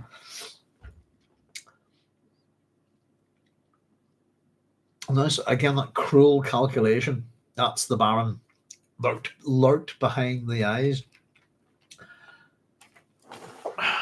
And it's behind the eyes. I'm kind of wondering, how do people see it? Is it to do with behavior or something like that? But she's given the appearance of not having aged a day. Right. Idaho had served House Atreides for too many years not to understand the family's strengths as well as their weaknesses. But this thing in Alia, this was new. The Atreides might play a dangerous game against enemies, but never against friends and allies, and not at all against family. Never is an absolute. And they did play a game against family in Dune. In a way, that there was a game played against Jessica, though, as we all understand, Jessica was trusted it was an illusion. She didn't know that at the time. So there's certainly been, and there is real consideration of, in Dune, as to what's Jessica's parentage. This is between Leto and Thufir Hawat. And they basically discuss the fact, do you think we murdered her folks? Do you think she's actually going to kill us? This kind of thing, out to get us? And they kind of go with no. But it's a real option. They think no, because she would have acted before now, I think. Isn't that it? But there's that moment. This is Leto's, this is the mother of his son, if you like. It's not his wife. But there's that consideration within the first Dune novel. So just to suggest it's not that they wouldn't move against family, I don't know. At the same time, the biggest flaw within the Dune series, I think, in terms of the families and stuff like that, the great houses, is how few Atreides there are. And you seem to get the sense that they've got cousins on different planets and stuff. But if they've been on say, Caladan for so many generations, where are all the cousins and second cousins and aunts and great uncles? And where is all the, distaff and spear branches of their family? Where's the other people? The Atreides just seem to produce one child.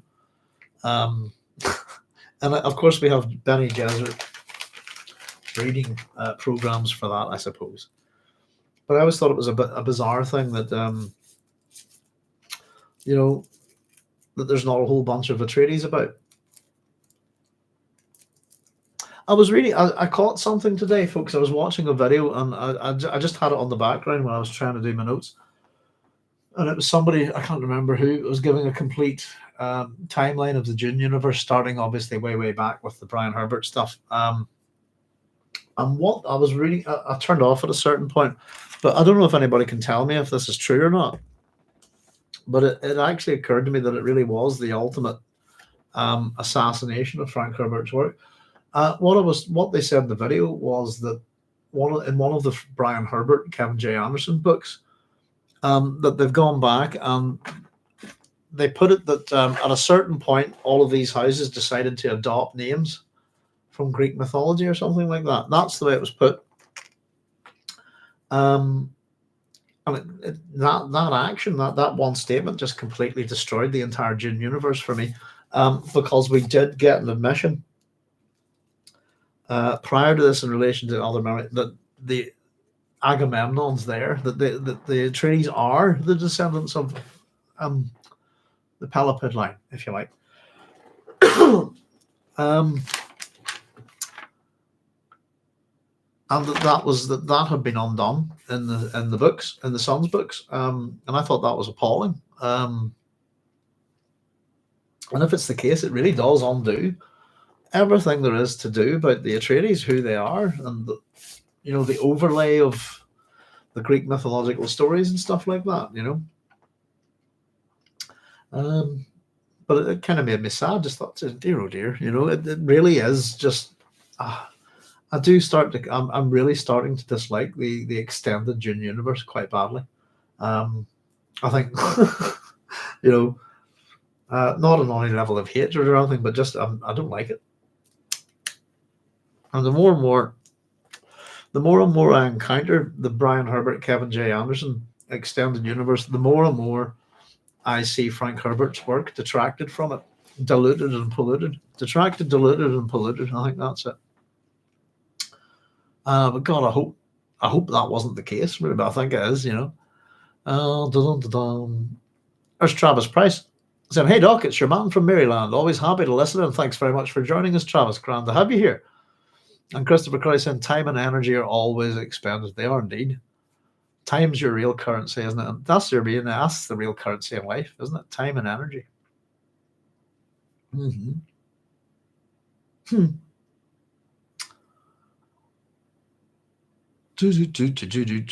So she's looking pretty young, but there's cruel calculation behind those eyes. Yes, he'd served. Sorry, that's me jumping off on House Atreides. Let's see. So he'd served them for too many years to understand the family's strengths as well as their weaknesses. This thing in Alia, this was new. The newness, by the way, we can contrast that with all the new stuff from the previous chapter, I suppose. The new Fremen, the new Arrakis. This is new too. Pardon me. The Atreides might play a dangerous game against enemies, but never against friends and allies, and not at all against family. Again, sorry, the very obvious bullshit call right there is the Emperor is his cousin, Leto's cousin. He's actively so family. That's is this Idaho repeating Atreides propaganda? It was ground into the Atreides manner. Sorry, it was me putting in the A's here. So support your own populace to the best of your ability. Show them how much better they lived under the Atreides, and demonstrate your love for your friends by the candor of your behavior with them. What Alia asked now, though, was not Atreides. He felt this with all of his body's flesh and nerve structure. He was a unit, indivisible, feeling this alien attitude in Alia. I suppose that's why I just mentioned that. How would I put it? Just here, what Alia asked now, though, was not Atreides. Now, that's in the book, and that's from Duncan's point of view. I've written at the bottom of this page, totally Atreides. It couldn't be any more part of the House of Atreides. Kidnappings, murders, and eating your siblings' kids, pretty much, is the run of the mill. That's a good way of putting it. Of the Pelopid line. Of course, it's often we've pointed out it's often referred to as the curse of the House of Atreides. Nonsense. It's the curse of the House of Pelops, or even Tantalus, if you want to go back. But the curse is placed on Pelops by Myrtilus, isn't it? That's the source of the curse. Whether it's a curse or not, I don't know. The house that the gods hate, isn't it? How Aeschylus puts it, is the Atreides. Yeah, it is Aeschylus.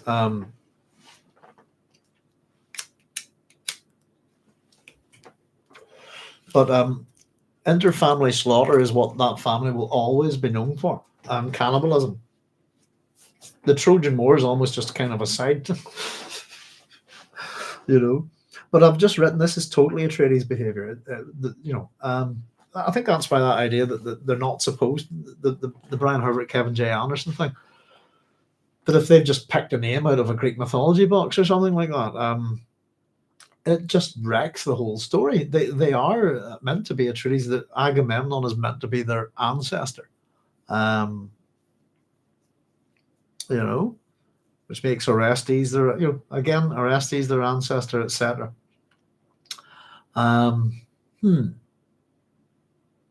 Yeah, Atreides is still a name, isn't it? In Greek, I've seen people called Atreides, or I know of people called Atreides.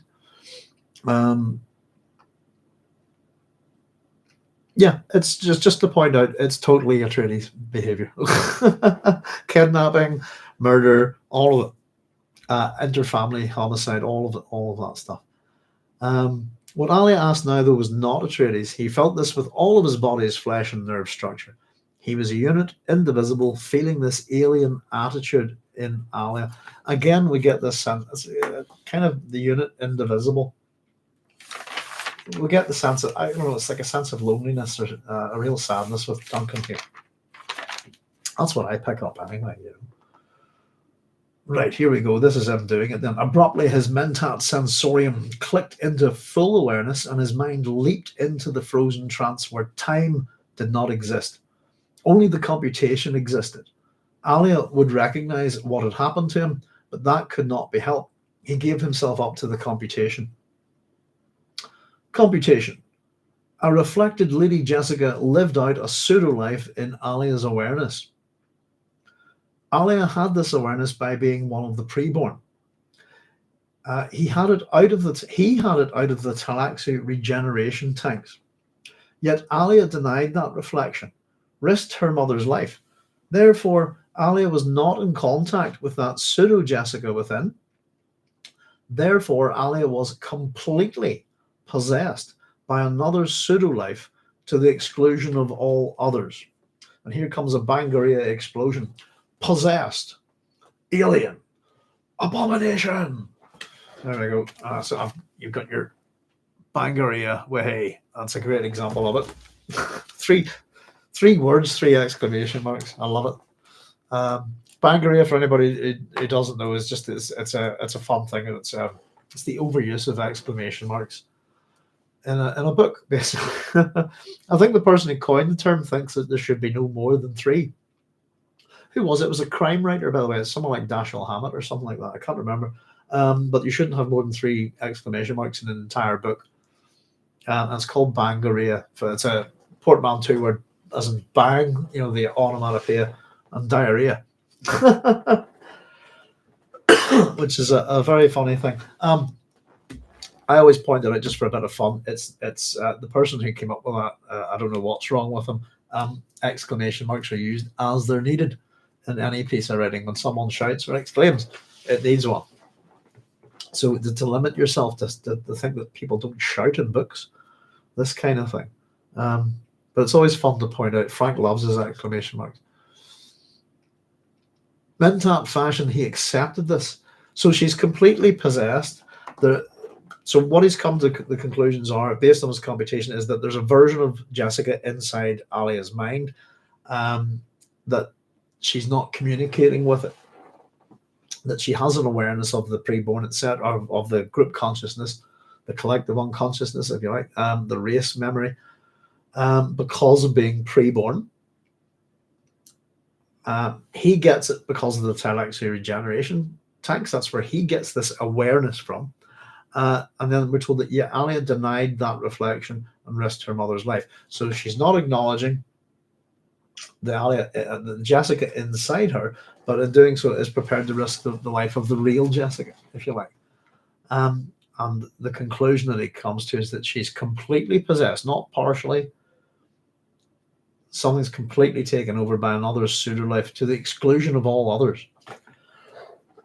Possessed, alien, abomination. Mentat fashion, he accepted this and turned to other facets of his problem. Again, that's pretty sad, I think. All of the Atreides were on this one planet. Would House Carino risk attack from space? His mind flashed through the review of those conventions which had ended primitive forms of warfare. So here we go. This is the conventions of warfare in the Dune universe, as I've scribbled it down.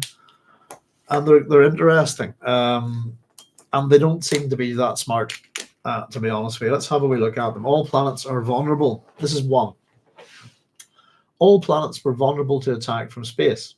Ergo, retaliation/revenge facilities were set up off planet by every House Major. Farad'n would know that the Atreides had not admitted this elementary precaution. 2. Force shields were a complete defense against projectiles and explosives of non-atomic type, the basic reason why hand-to-hand conflict had re-entered human combat. But infantry had its limits. House Carino might have brought their Sardaukar back to a pre-Arrakeen edge, but they still could be no match for the abandoned ferocity of Fremen. Pardon me. Let's just get 3 done as well. 3. Planetary feudalism remained in constant danger from a large technological class, but the effects of the Butlerian Jihad continued as a damper on technological excesses. That's just my bad handwriting. Excuse me. It's continued. Right. Ixians, Taraxu, and a few scattered outer planets were the only possible threat in this regard, and they were planet vulnerable to the combined wrath of the rest of the Imperium. The Butlerian Jihad would not be undone. Mechanized warfare required a large technical class. I've written no next to that. The Atreides Imperium had channeled this force into other pursuits. No large technical class existed unwatched, and the Empire remained safely feudalist naturally, since that was the best social form for spreading over widely dispersed wild frontiers, new planets.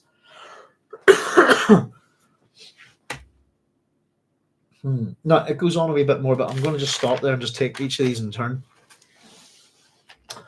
First of all, number 1, all planets are vulnerable to attack from space. Fair enough. The punctuation's appalling on this. We've got semicolon followed by ergo followed by a colon. It's a bit sloppy.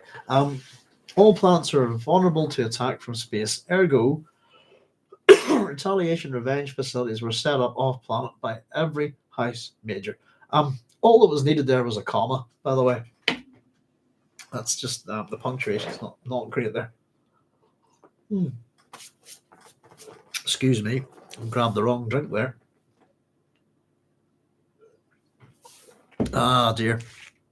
The advantage of drinking cold coffee is that one can't taste the coffee. There's Richard Burton from Where Eagles Dare, I believe. So, first of all planets are vulnerable to attack from space. Therefore, what they've done is set up off-planet revenge facilities, whatever that happens to be, by every House Major. So Farad would know that the Atreides had not admitted this elementary precaution. So somewhere out in space, all of the planets have some kind of setup that if someone takes us out, there's a set of whatever weapons, technology, people set to take a revenge on that house. It doesn't even the kind of thinking on this is really daft, actually, especially when you think about our own planet and how vulnerable we are to things like asteroid strikes, comet hit, all sorts of things, meteors. We've had extinction events. You think in this universe that this is the reason for not doing certain things, we'll do that. You think that they would sort of do something about that, I think. Now, number 2 here, this is interesting. Force shields were a complete defense against projectiles and explosives of non-atomic type, the basic reason why hand-to-hand conflict had re-entered human combat. But infantry had its limits. House Carino might have brought their Sardaukar back to pre-Arrakeen age, but they still had no match. Sorry, could be no match for the abandoned ferocity of Fremen. Now, force shields are complete defense against projectiles and explosives of non-atomic type. And I kind of thought, well, why don't you put one around the planet? And then I thought, actually, all it takes is a guy with a laser-mounted weapon on an all-man ship. And would that blow up the whole planet? How big do the shields get? With the Holtzman effect, I was wondering. But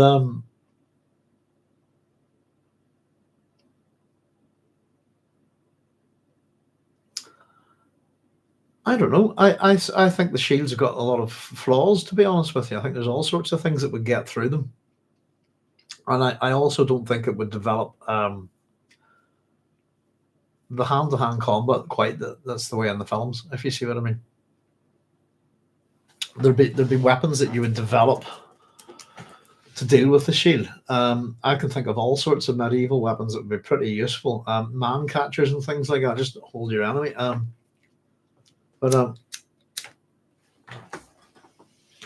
shields also have limitations in that they cut off your air and that you breathe carbon dioxide back into the space that's within the shield. So there's all sorts of things to think about the shields, but they're basically saying the conventions that the shield has made kind of all sorts of things useless, really, except for hand-to-hand combat. And it's a consideration of the Sardaukar and Fremen forces. The Sardaukar back to pre-Arrakeen Age, which wasn't good enough to take the Fremen. They were supposed to be soft, but they could be no match for what we're told is the abandoned ferocity of the Fremen. You've got a new generation of Fremen on this planet. Who's to say that the old Fremen and these Fremen are not going to, suffer the same kind of results that the Sardaukar did for living a soft life, if you see what I mean? Their ferocity is abandoned. Let's see. 3, planetary feudalism remained in constant danger from a large technological class, but the effects of the Butlerian Jihad continued as a damper on technological excesses. So, the planetary feudalism is in danger from a large technological class. Ixians tell Ixian a few scattered outer planets were the only possible threat in this regard, and they were planet vulnerable to the combined wrath of the rest of the Imperium. The Butlerian Jihad would not be undone.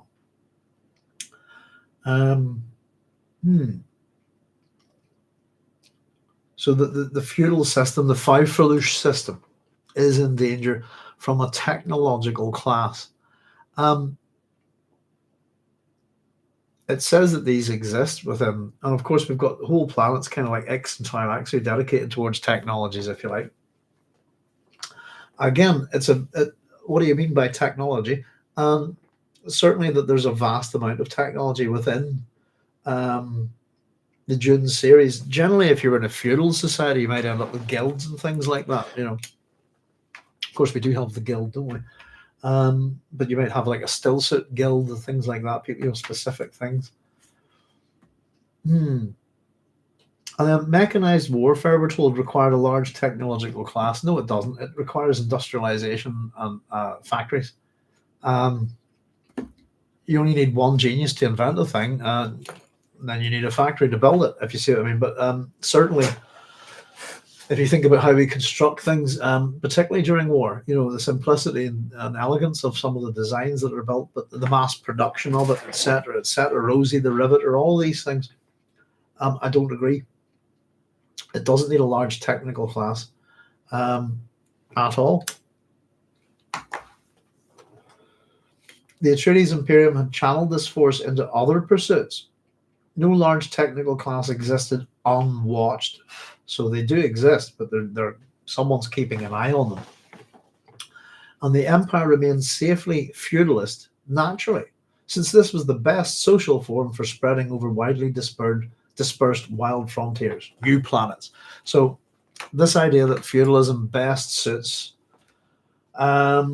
frontier development, if you like, over new planets, I couldn't disagree more, to be honest with you.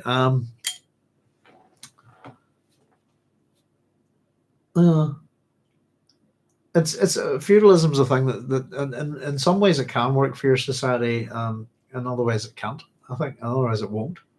And again, it's a bit like what we were talking about in warfare. We don't know who we lose. We don't know what geniuses are killed in war, or even just walking across the street or something like that. We lose people that we've no idea what their contributions to humanity could be. And you would get something similar if in a feudal system, if you like. That, as I said, if you're in a feudal society, if you're a carpenter, if your father's a carpenter, you'll be a carpenter. Your son will be a carpenter. So you get a passing on of skills, if you like, generationally, and possibly some innovation. But it's people don't move; it's stagnant, and it allows a very small part of the society also not to move really as well. Again, mobility. a place for everything and everything in its place, if you like. Know your place is a good description of feudalism. Hmm. So Duncan, so yeah, why is he running over all of this? It's an analysis of the threat, isn't it? Because he's running through all this because she's brought up for Adam, and they will use any means to destroy us, and then we've got to abduct the mother. So that's why we're running through this. It's what are the risks here? I think Duncan felt his mental awareness coruscate as it shot through memory data of itself, completely impervious to the passage of time. I'd love to know what he means by memory data there. I was having a wee think about computing and stuff today. Just oddly enough, I was thinking about how out of date my skills are. I couldn't set foot in a lecture room and I could teach basic ICT, but I think all my skills are kind of I've got good historical knowledge of computing and information systems and all that. I haven't done any programming in years. And it's one of those things that your degree, if you have a degree, it's worth 10 years. It's good for 10 years because then information changes and what you knew isn't quite. But I was just thinking of all the different things that I have. The actual set of skills that I have, the one degree that's skillful, if you like, is the one that's become the least useful to me, if you like. And certainly, I was watching something the other day, and it was a YouTube short, and it was a guy sitting in front of a computer like I am right now, speaking to some AI and telling it to write him a program that did all this, that, and the other. And that was his job, and it did it for him when he sucked this straw of Pepsi, It was done, and he didn't do any of it. And I thought, bloody hell, who the hell's going to, if I ever needed a job as a programmer, who the hell's going to hire me? Don't need me. It's interesting that some of the most modern skills are becoming the most redundant and quickest. I think, whereas my old skills, the whole classic stuff and all that, that's all good, which I find very interesting. So they said Duncan is very conflicted between consistency in the Atreides and his previous acceptance of change, casting off old agonies as a skin and growing new ones, even for governments and now houses. Yeah. There's a real conflict. I mean, the word I'd use for this one simply is heartbroken, I think. He is aware of there's all sorts going on within these two here, but he's very much aware. Yes, absolutely conflicted. And she is in that, was it in that response to her statement at the beginning? How, don't put such fickle nonsense. Was it he said, don't put such fickle interpretations into me. He is, absolutely conflicted. Alia is Atreides, and here you have an Atreides asking him pretty much to kill another one. Well, we haven't got there yet, but I can help with it. Oh, it was just I've kind of got one anyway, Christopher. Thank you very much. But I was just mucking around. I draw one myself as well. I was just kind of curious to see what this stuff is. I'm a private tutor, so I don't have to deal with a classroom of students all trying to, give me deal with AI essays and stuff like that. But I've kind of taken a professional interest in what it can do just to see. I did a couple of wee things just for the channel. I put one up actually. I asked it to run a conversation between, who was it? Socrates, Aristotle, and Plato on the nature of row, row, row your boat being the greatest philosophical statement of all time. It was below GCSE quality, I'd say, but yeah, Christopher, my main thing is I'm extremely poor, so I can't pay people to do stuff.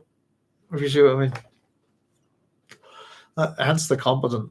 See myself as a competent person who can't do it yourself, But I've got my wee.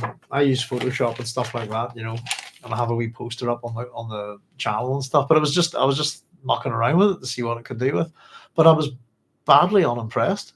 The one that I use is the one that I was just mucking around with is Night Cafe. It's called. But it wasn't great. But I find it amusing what it did with the pictures. But it gives me free credit, so I don't pay for it or anything like that.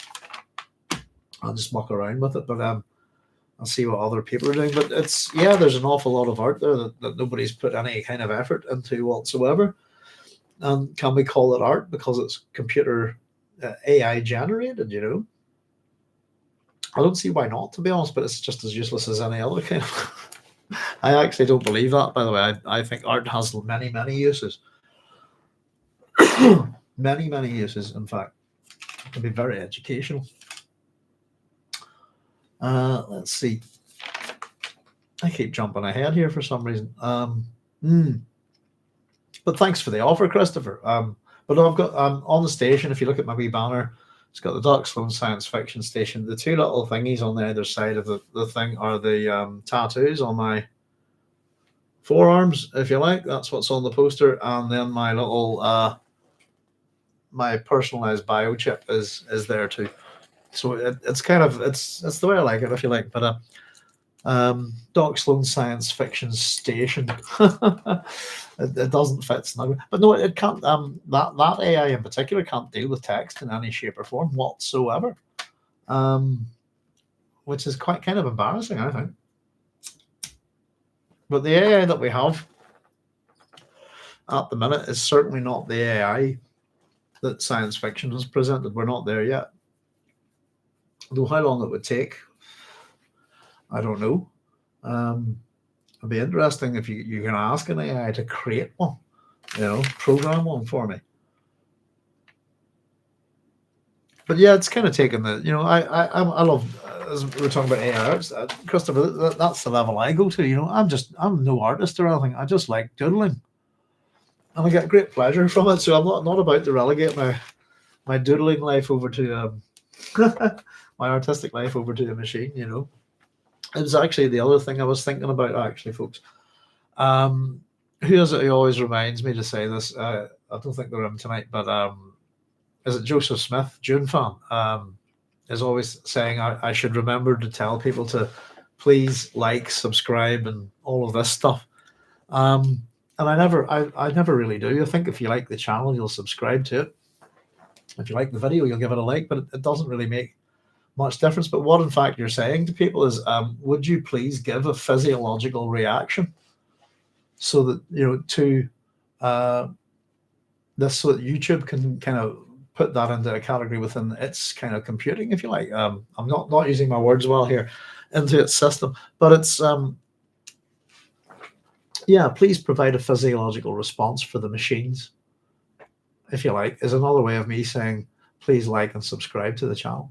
And it's the same with your adverts. Whenever you're clicking and you don't want to see the advert that pops up, whatever, if you click that, it's a physiological response, and they take that as someone's watched that advert rather than just, I don't want to look at this, which is a kind of mental way of thinking about things, if you ask me. It's certainly something that the advertising industry has bought into. Pardon me, but I don't think it's very clever.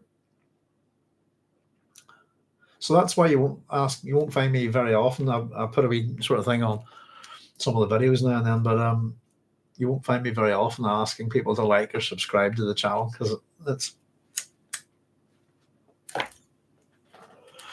as much as it does me certain things, it's machine feedback, Feed the machine. God, I'm getting cynical in my old age, aren't I? And I thought I was really cynical beforehand. Now, let's just finish that wee bit off. Sorry, folks. Duncan felt his meltdown awareness coruscate as it shot through memory data of itself, completely impervious to the passage of time. Arriving at the convictions that House Carino would not risk an illegal atomic attack, he did this in flash computation, the main decisional pathway, but he was perfectly aware of the elements which went into this conviction. And here they are. The Imperium commanded as many nuclear and allied weapons as all the great houses combined. And we have to assume that House Atreides, upon becoming the Imperium, if you like, has control over them. At least half the great houses would react without thinking if House Carino broke the convention. And then we have the Atreides off-planet retaliation system would be joined by overwhelming force and no need to summon any of them. Fear would do the calling. Salusa Secundus would vanish in hot clouds. House Carino would not risk such a holocaust. They were undoubtedly sincere in subscribing to the argument that nuclear weapons were a reserve held for one purpose: defense of mankind, should a threatening other intelligence ever be encountered. That's quite important, isn't it, I think? Just to jump back a wee bit, folks, again, at least half, just this bit, at least half the great houses would react without thinking if House Carino broke the convention. This is the same overriding kind of threat, if you like. It's kind of part of the Greek Atreides myth, if you like, as well. The setup that's in the Dune universe, if someone does something, we'll all jump on that person. That kind of thing is kind of the vows dragged out of the Greek kings who don't marry Helen of Troy. That if anybody ever tries to take Helen of Troy, they'll all unite against them. So that's the and of course they do. Actually, that's the Trojan War.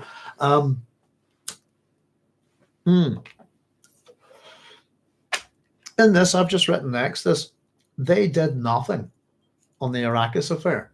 So we have a family atomics, the Imperium taking out, House Atreides, all of this stuff, the use of atomics on Arrakis by Paul in a kind of loophole manner, if you like. But this is supposed that all the great houses they didn't. It was a non-thing, if you like. And it's one of those kind of things, almost it's like a sense of certain people have a certain kind of bravado, if you like, about, if you do this, this is what will come. Sometimes it can be a bluff and sometimes it can't, if you like. But I just wanted to point out that the great houses really aren't much of a actor within the Dune universe, if you like. There's a couple of individual houses, but we don't really see the power of the Landsraad, if you like, and the collective power of the houses ever really. So I wouldn't particularly worry about that, to be honest. But the idea then is this other thing that's brought in here. Defense of mankind should a threatening other intelligence be encountered. Some great other thing, and I think that's just a wee drop.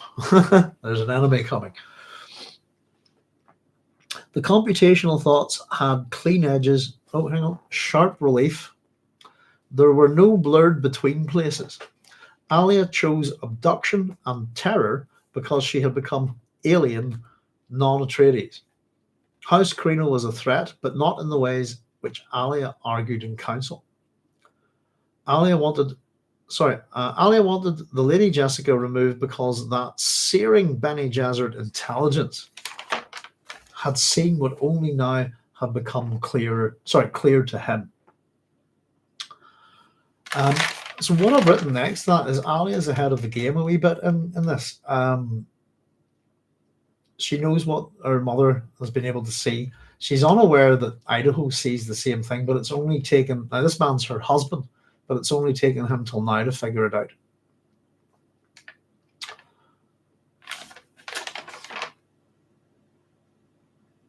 And she wanted her removed as the euphemism that's used there, because she'd seen it and that's it. I want her gone.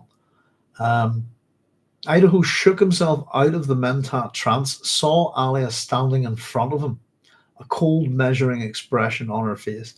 And again, we've had all of this attempt to not look. Now he's looking. Coldly measuring expression on her face. And here comes here's the truth of it really from Idaho. Wouldn't you rather the Lady Jessica were killed? He asked. And I've written next that, yes. The alien flesh of her joy lay exposed before his eyes for a brief instant before being covered by false outrage. Duncan! Yes, this alien Alia preferred matricide. And her joy, her happiness. Oh, wouldn't you rather the Lady Jessica were killed? This coming from her husband. Oh, is he going to do this for me? Oh, Oh, Duncan, that's terrible. Yes, indeed. She wants her mother dead.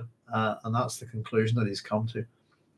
You're afraid of your mother, not for her, he said. And that's quite blunt. She spoke without a change in her measuring stare. Of course I am. She has reported about me to the sisterhood. What do you mean? Don't you know the greatest temptation for a Bene Gesserit? She moved closer to him, seductive, looking upward at him through her lashes. I thought only to keep myself strong and alert for the sake of the twins. You speak of temptation, he said, his voice mentat flat. Okay, we've got a good speech coming here. Here we go. I'll run through it and we'll see what we can see. It's the thing which so this is the keeping yourself young. This is what it's about, really, isn't it? Fountain of youth type stuff. It's the thing which the sisterhood hides most deeply, the thing they most fear. It's why they call me abomination. And I didn't go with that bit there. They know their inhibitions won't hold me back. Temptation. They always speak with heavy emphasis. Great temptation. You see, we who employ the Bene Gesserit techniques can influence such things as the internal adjustment of enzyme balance within our body.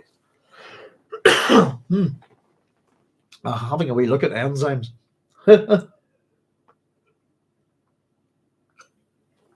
Enzymology is the study of enzymes. There's an awful lot to learn, isn't there? Goodness gracious, let me just quickly. Enzymes.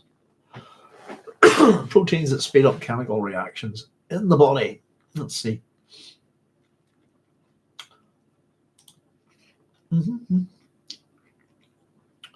So, proteins that act as biological catalysts by accelerating chemical reactions. That's a huge article. I was reading through a little bit of it, but didn't have time as usual. Pardon me. But, sorry, folks. I'll tell you what, if you'd excuse me a wee second, I'm going to nip to the loo.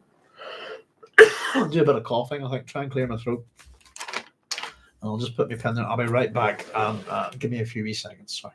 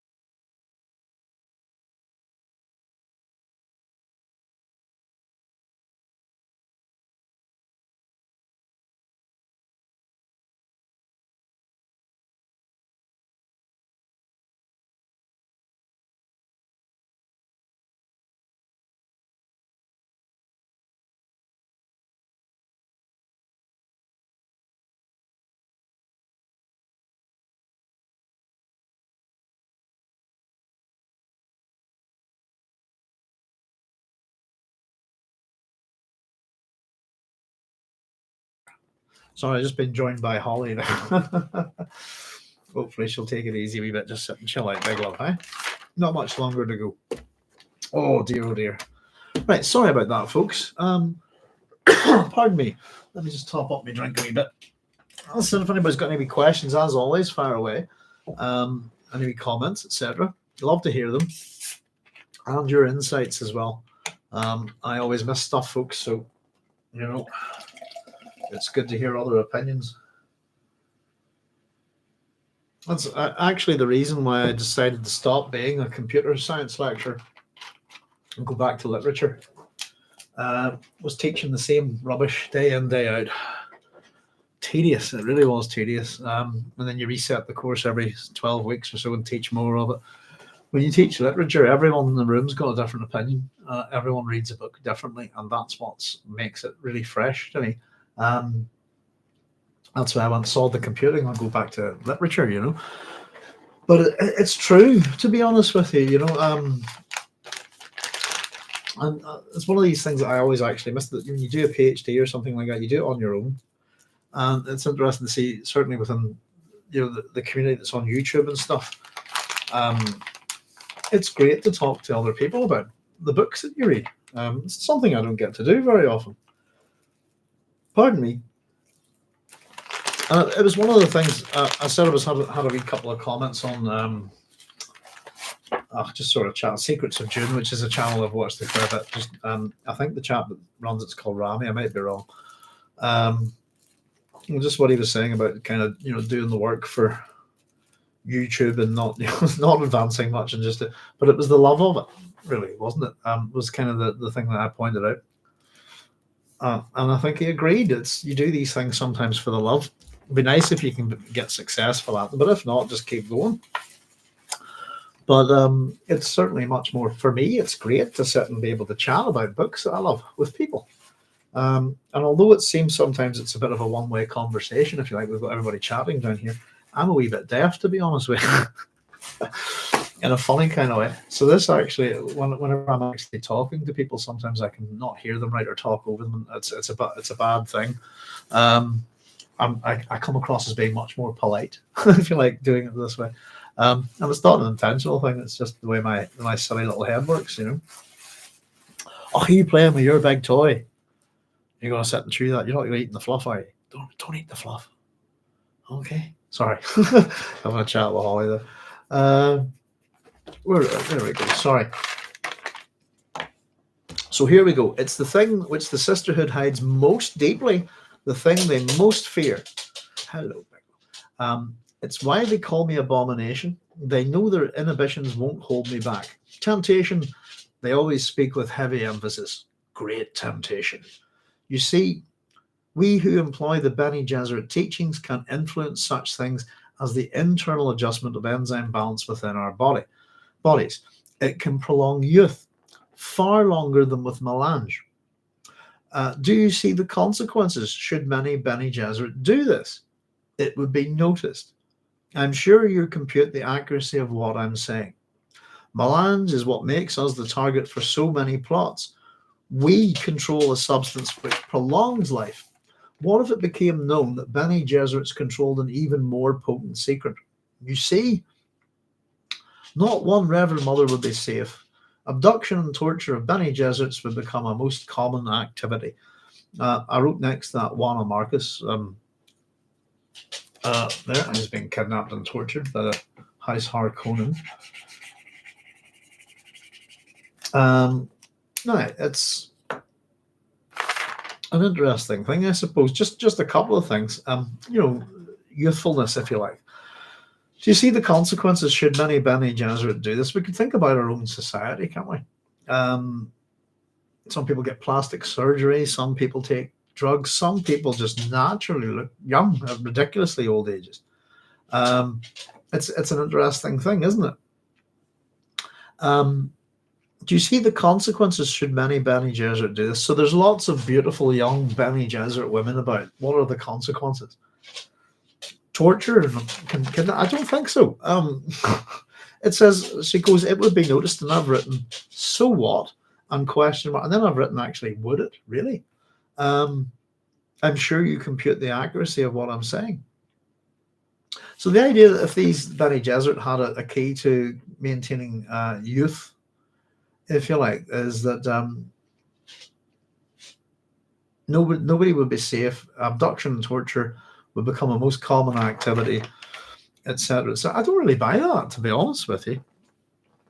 And at the same time, we have youthfulness within the Empire in the form of melange, I suppose, which clearly, I suppose, whenever they do the Dune movie, the Christopher Walken playing the Emperor, they never even considered that at all.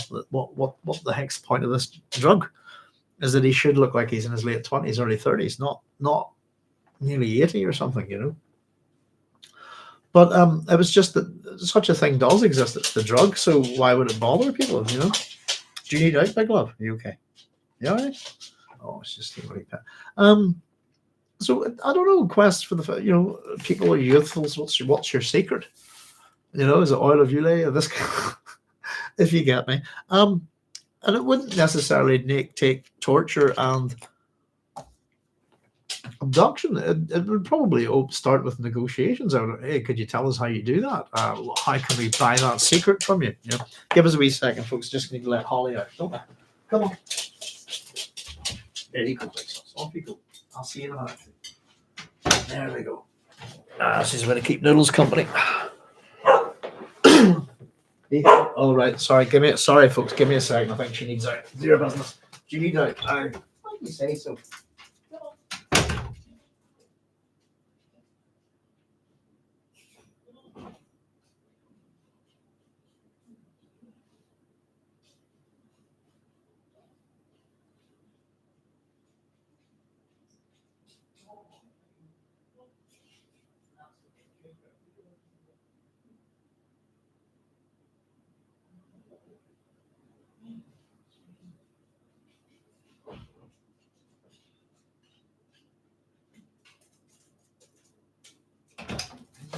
Hop. Come on, Bagel. That's a girl. Sorry about that, folks. She doesn't want to go out either. It's freezing outside. And Cynthia's saying how beautiful the young Benny Gesserit women are this year. Yeah, it's. I think I don't think it's particularly well thought out. There's lots of beautiful women running around the Imperium, being offered to great houses as wives. Wow, isn't my wife so beautiful and youthful looking? It's not. I don't think it would garner such a reaction. To be honest, saying that the universe in Dune is a pretty brutal place, but you'd think that somebody would be a bit more intelligent about it. It would seem even almost that if it was a thing that could be taught or synthesized in some way, because it's to do with enzymes, who knows, that it could be a commodity that the sisterhood could offer. I don't know. And it just reminds me a wee bit again on Mirror, Mirror on the Wall, who's the fairest of them all. And that it's, and I don't know, do we dislike beautiful people, youthful people that much? I don't think so. You okay? Yeah. So it's I don't see the reaction being quite that bad, to be honest with you.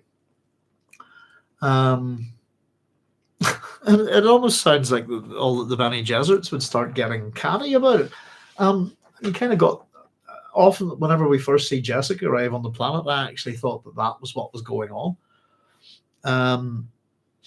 But it was Alia's youthfulness, but also Irulan seemed rather, didn't seem to have aged a day. Though I think Irulan, I'm not too sure whether she's at this or not, but I think it's just naturally beautiful. Right, shall we? Out you go, big love. Go on.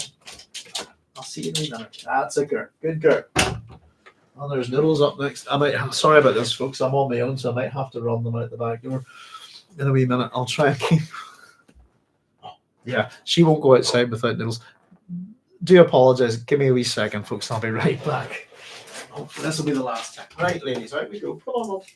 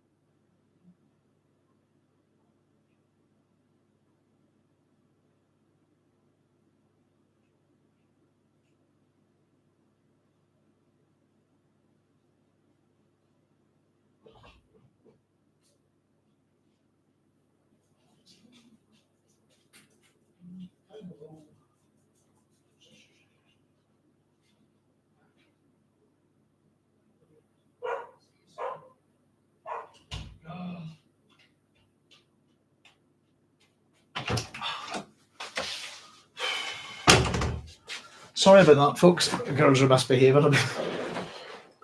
Do apologise. It's that time of night. Usually my wife sorts things out there with them. Oh, let me see. Yeah, Cynthia saying, how beautiful the young Bene Gesserit women are this year. Doc, I'm thinking of the phrase Leto gave Stilgar about the beautiful young Fremen and how that led to his meditations. We got lots of little things jumping over, I think, from the last chapter. That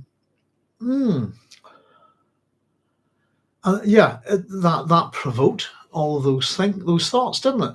It was a great. I love that chapter. I think it's a great piece of writing. Temptation, the great temptation. Such things as the internal adjustment of enzyme balance within our bodies. Couldn't it be taught? And apparently it works far better than melange.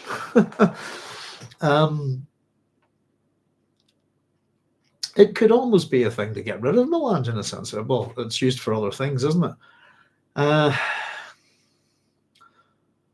Do you see the consequences should many Bene Gesserit do this? So as opposed to a few, it would be noticed. I'm sure you compute the accuracy of what I'm saying. We don't get a kind of response on that, do we?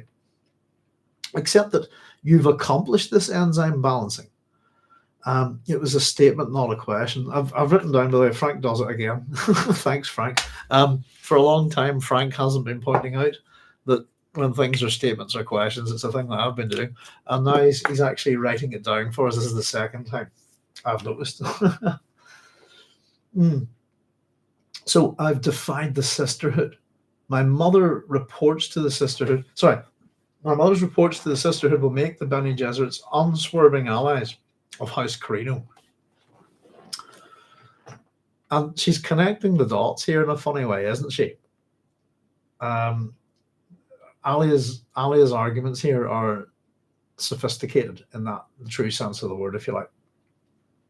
They're deceptive. And Idaho's thoughts here. How very plausible, he thought. He tested. But surely your own mother would not turn against you. And here we go. She was Bene Gesserit long before she was my mother. Duncan, she permitted her own son, my brother, to undergo the test of the Gom Jabbar. She arranged it. She knew he might not survive it. All of these have exclamation marks on them. Bene Gesserit have always been short on faith and long on pragmatism. She'll act against me if she believes it's in the best interests of the sisterhood. He nodded. How convincing she was. It was a sad thought. So that's it. She's got a whole kind of I wouldn't call it a whole raison d'etre for kidnapping and killing her mother here.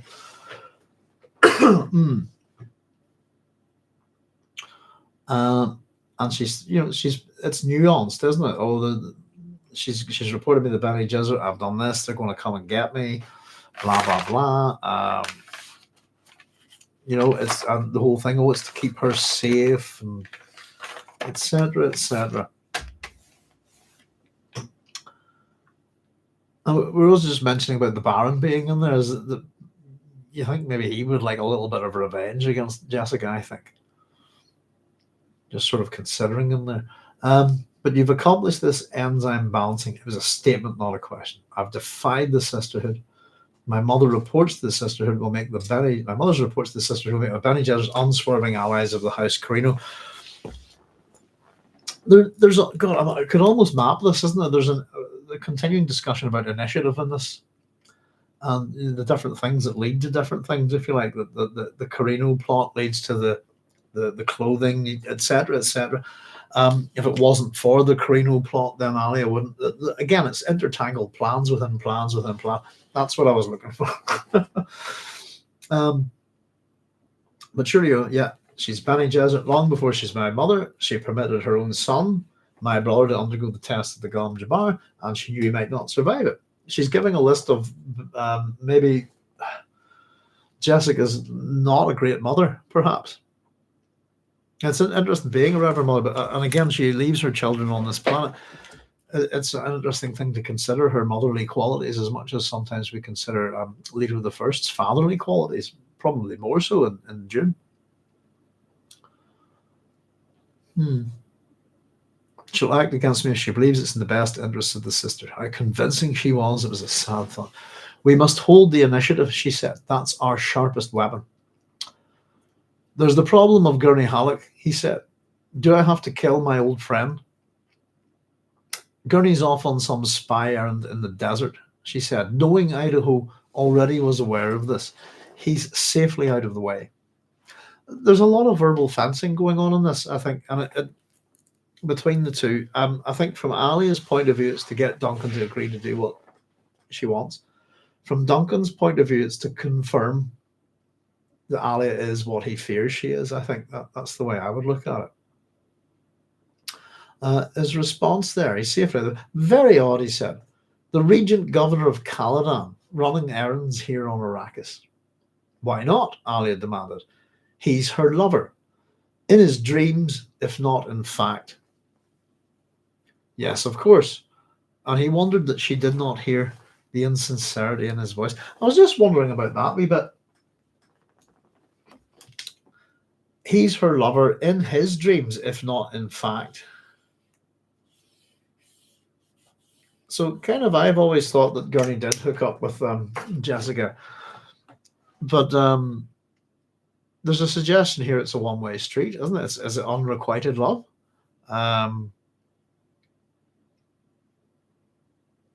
In his dreams, if not in fact, he's her lover. And does she know? Obviously, she would probably know this. Does she use it to her, or is he genuinely her lover? I'm not too sure. I never quite. I'm not. I'm wondering if we can figure that out. Why not? Alia demanded. He's her lover in his dreams, if not in fact. Yes, of course. And he wondered that she did not hear the insincerity in his voice. It's almost that. It's kind of what do each of them expect to find out, if you like. What do they observe and so on. And it seems that he's been trying to hide things from her here so that she can't see them. And it seems that she's oblivious anyway.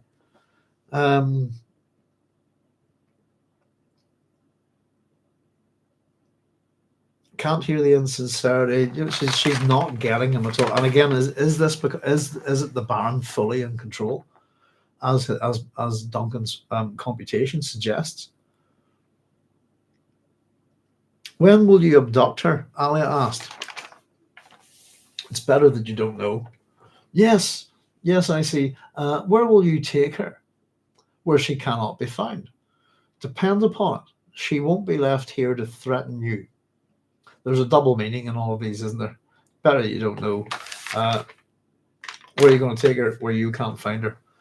Where she cannot be found, but where you cannot find her, I think is the obvious suggestion there. Here's this other little bit of emotion that we get from Alia. The glee in Alia's eyes could not be mistaken. But if you don't know, then you can answer before a truth-sayer, if necessary, that you do not know where she is. Ah, clever Duncan. It's a thing. It's a very Baron Harkonnen thing, isn't it? That what Idaho suggests. It's a wonder that Alia stroke the Baron hasn't suggested it, because it's very much part of the plot in Dune, isn't it? We don't speak in front of truth. We don't have to. We don't know certain things, then we don't have to answer for them in front of a truth-sayer.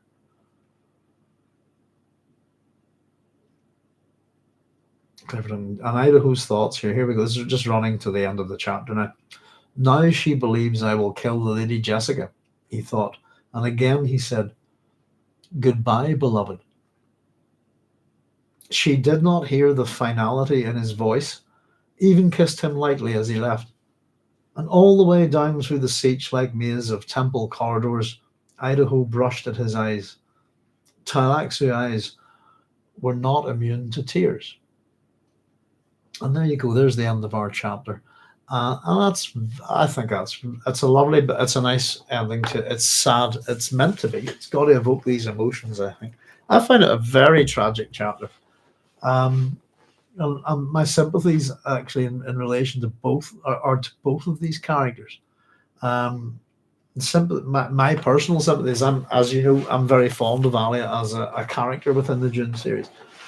Um, and the glee and the joy of the Baron, if you like, juxtaposed with the loss of her. That she seems innocent. We have this mirror here, possibly representing that kind of evil Queen Regent type thing that you would get in Grimm's fairy tales. This guy, Snow White is what I was thinking on there. The mirror is prominent in it. She keeps looking back to it. What is it that she sees in the mirror? There was a very good piece of art that somebody did once. It was in one of my videos in relation to Ali and the Baron. I honestly couldn't comment on who drew it. It's a long time ago now, but it was her looking into the mirror and the Baron looking back out as the reflection, if you like.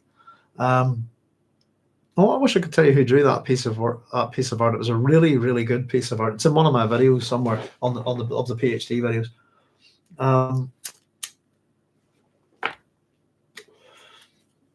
That's kind of where my head has been going with this, but I wasn't. At the same time, I'm not trying to let the artist's picture influence me too much. We'll have to see how it moves along in the story, because it's been that long since I read it that I can't remember.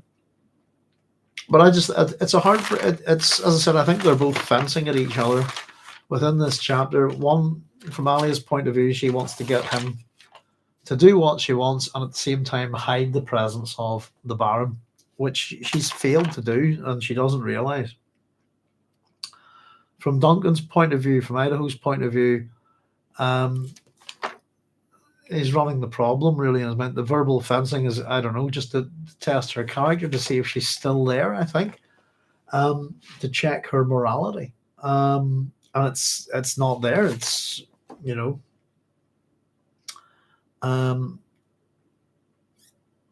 the bit that whenever I suppose that the mirror, whenever the mirrors are, we see it a few different times. The main one is that wherever she says, "You're the only one I can trust for this," Alia says, is where she's trying to get him to do the thing. Will you do it or not? "You're the only one I can trust for this," Alia says. Idaho replies, "I know that." She takes that, it says it immediately after, she takes this as an acceptance, smiled at herself in the mirror. I'm wondering who's smiling at who, if you see what I mean. Is it Alia smiling at the Baron? Is it the Baron smiling at the Baron? That kind of thing. But I get the strong sense that I don't know, it's possibly even problematic now to try and separate the Baron and Alia, if you like, up until maybe towards the conclusion of the book. But there we go. I think it's a dialogue heavy chat. It's still taking us a wee while to run through it, but there's some interesting things within it. We've got the nature of I suppose the mutually assured destruction type conventions of warfare. A little bit of chat about force shields that just doesn't really make much sense. I think I've just put down it's a brainless and stupid system, is the way I come up with it. And that's genuinely my opinion of the conventions of warfare as described by Duncan Idaho.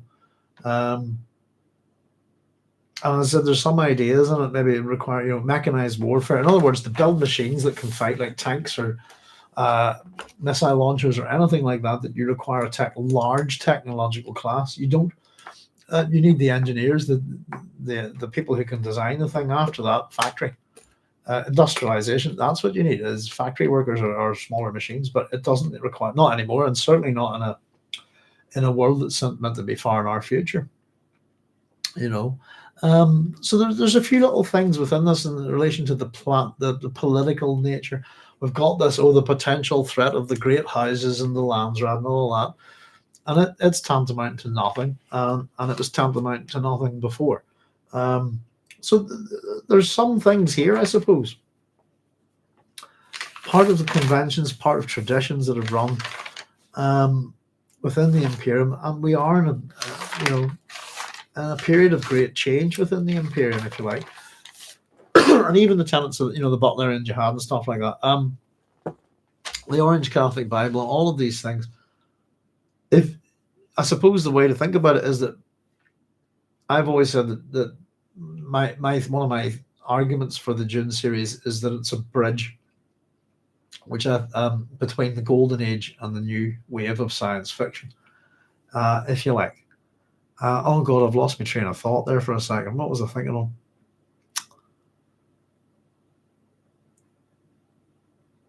Oh, for the love of God. That's what I get from having my head. Sorry, it was bouncing around something. No, I'll tell you what, it's gone. And I'll not fight the old decline of my neurons. I can't remember what I was going to say there. Let me see if I can quickly provoke my memory. Conventions and traditions. Oh yes, it was just that all of this really is what we have is a universe about 10,000 years in stagnation, if you like. One of the things I was having a wee bit of bother with the Brian Herbert, Kevin J. Anderson stuff is that I got the sense that some of the technologies that are in the Dune series, particularly in books 2 and 3, Messiah and Children of Dune, we get to see Talaxu, that they're not fully developed. Does that make sense? That they're some of them seem new. But the point I was going to make is that whenever Paul becomes emperor, you can throw out your Orange Catholic Bible and all of that. Excuse me. Because there's a brand new religion, isn't there? There's the religion of Muad'Dib. And I suppose we're going to see, as we move down towards the God Emperor, how things change with the Butlerian Jihad, etc., with attitudes, with restricting technologies, and see where that goes. And some, I think within God Emperor of Dune, particularly X and Tylaxia, I think the two planetary technological classes that we would focus on, one is kind of supported and raised up, and the other one is kind of pushed down and crushed a bit. And it's which one survives, I suppose. But there we go, folks. It's an interesting wee chapter. It's that kind of moment, I think, where we fully see Alia's new villainy, if you like. She's now our antagonist, or one of a few, actually. And I do think it's a genuinely sad story. Sad chapter, sorry. I feel quite bad for, and he still loves her, and it's, is she having an affair with Javid? One thing is that there's some creature possessing my wife. That's another. What would you do about it? What is there anything you can do about it? And it seems that he's going. Well, what Duncan is going to do is he's going to do what she asks, but he's going to foil her plans. He's not going to do it in the way that she wants.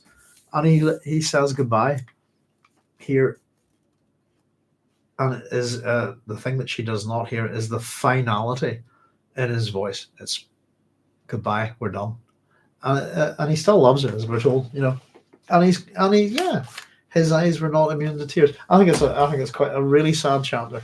I think it's very well written. There's a couple of confusing elements in it, I think. And I've got a word that I can't find any meaning on, but I'll have a wee nosy throughout the week and see what we can see. But there we go, folks. Well, listen, 20 to midnight, I've got to get my girlies out here. 20 to 1 even, sorry, here on GMT. So as always, I'll say thank you very much for joining me, folks. The conversation is great, as always. And much appreciate you all being here. I've got, I suppose, episode 4 of Dune Prophecy to watch. I'm not enjoying it that much, to be honest with you.